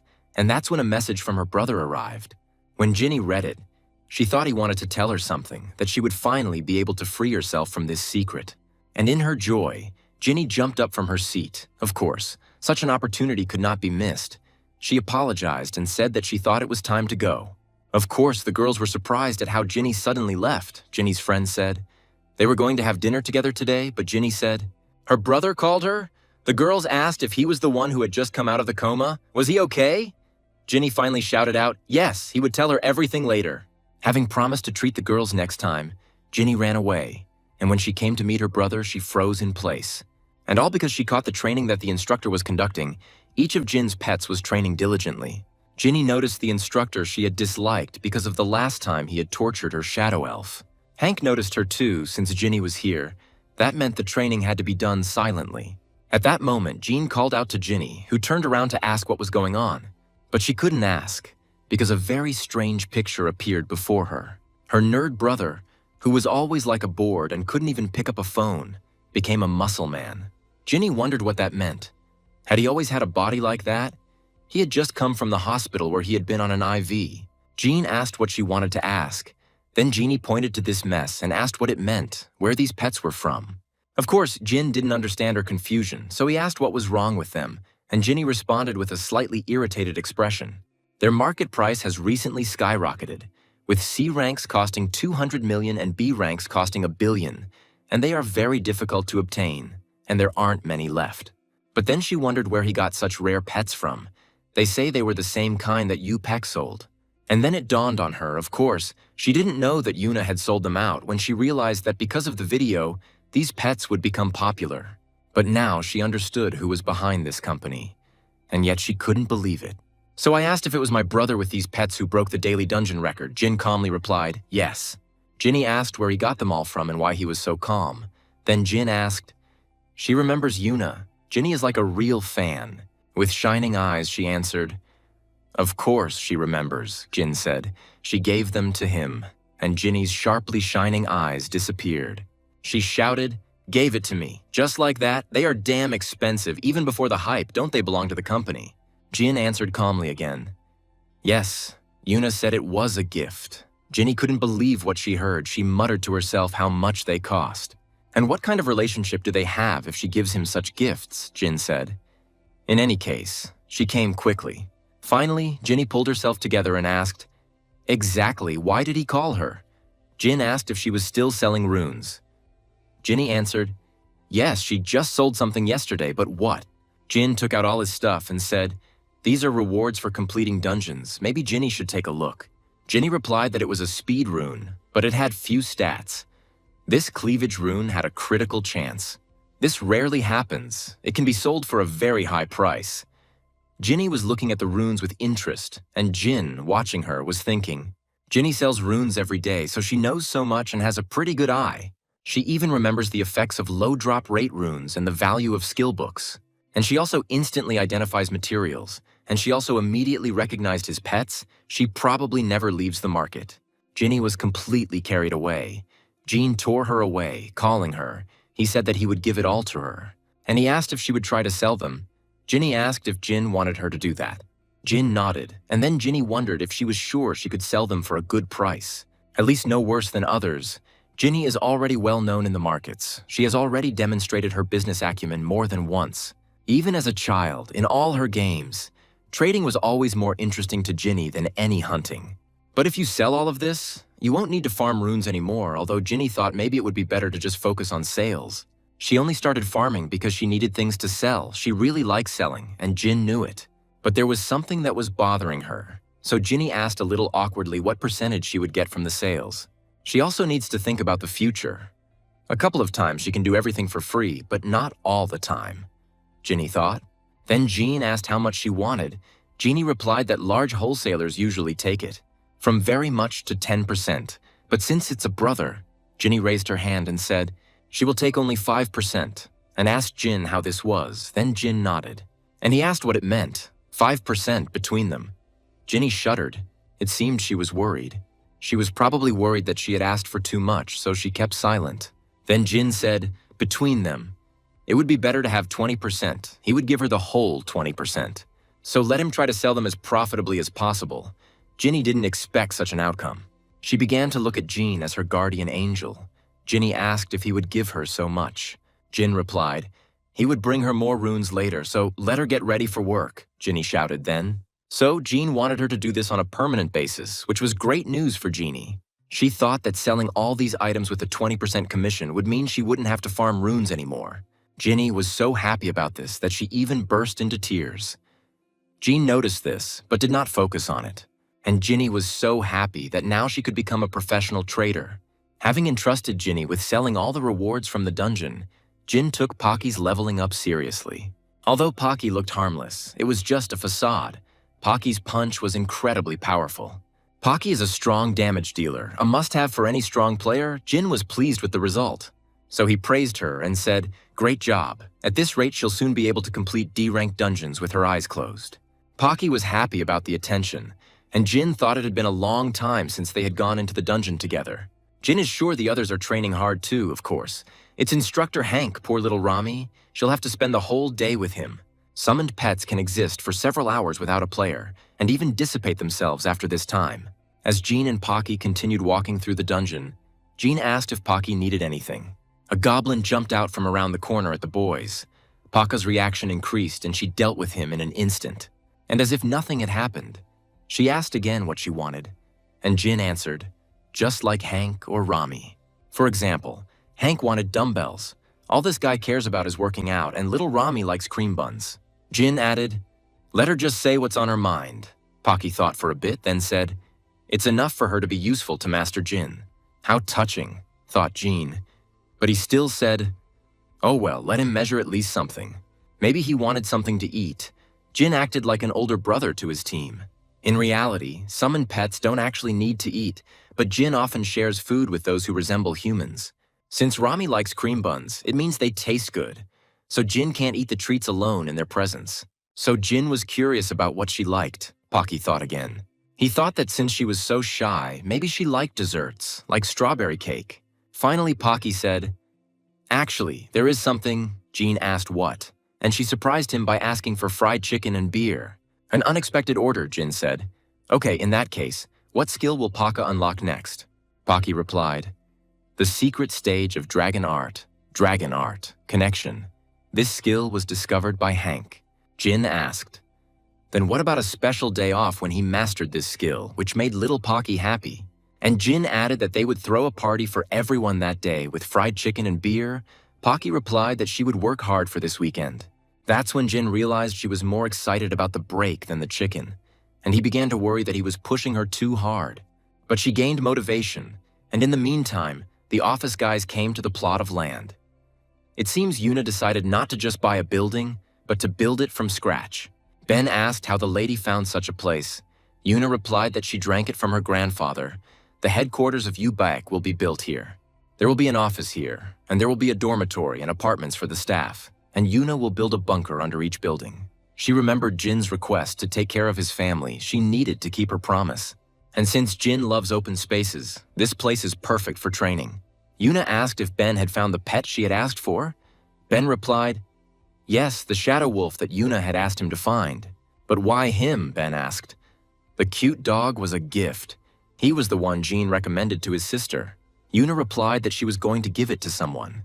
It seemed like it was time to meet Jin's family. Meanwhile, as Jinny promised, she treated her friends. The girls asked if they could really afford such a treat. Jinny confidently answered, of course, they can order whatever they want. The girls laughed and said, yes, successful players are on a completely different level. And Jinny thought that it was all thanks to her brother. The items that Jin gives her are not only numerous, but their characteristics are simply incredible. People were screaming about how great these items were, willing to pay anything, and even offering Jinny their company business cards. Thanks to her brother, her client base had grown very quickly, Jinny thought, and the girls were saying that Jin was in great demand right now. They say he has broken all his records again, and at this rate, he will soon break world records too. The sister was proud of her brother, thinking that her brother was truly amazing. But then the girls started talking about how handsome he was. Jinny's pride immediately vanished. The girls giggled, saying that Jin was such a handsome guy, of course. Jinny did not agree with them, which was logical, and the girls decided that it would be a good idea to find his Instagram. Since he works for Yuna, maybe she follows him. Suddenly, a friend shouted, isn't this Jinny's account? Why is Yuna following her? Jinny almost choked on her food. Then she shouted, no, they're getting something mixed up. Jinny quickly grabbed her phone and logged into her account. And it turned out to be true. Jinny just followed her as a fan when Yuna managed to follow back, Jinny thought. Yuna probably signed up out of politeness because she's Jin's sister, that's probably true. But how do you explain that to your friends who are staring, waiting for an explanation? But Jinny remained silent. So the girls took the initiative and shouted at once, what is this? Do they really know each other? The girls asked for an answer, but Jinny had a message, so she asked them to wait a second. The message was from Miss Yuna herself. Jinny was so surprised that it seemed her heart decided to go for a walk. And that's not all. Yuna asked if Jinny was free tomorrow, then Jinny started screaming with joy throughout the restaurant.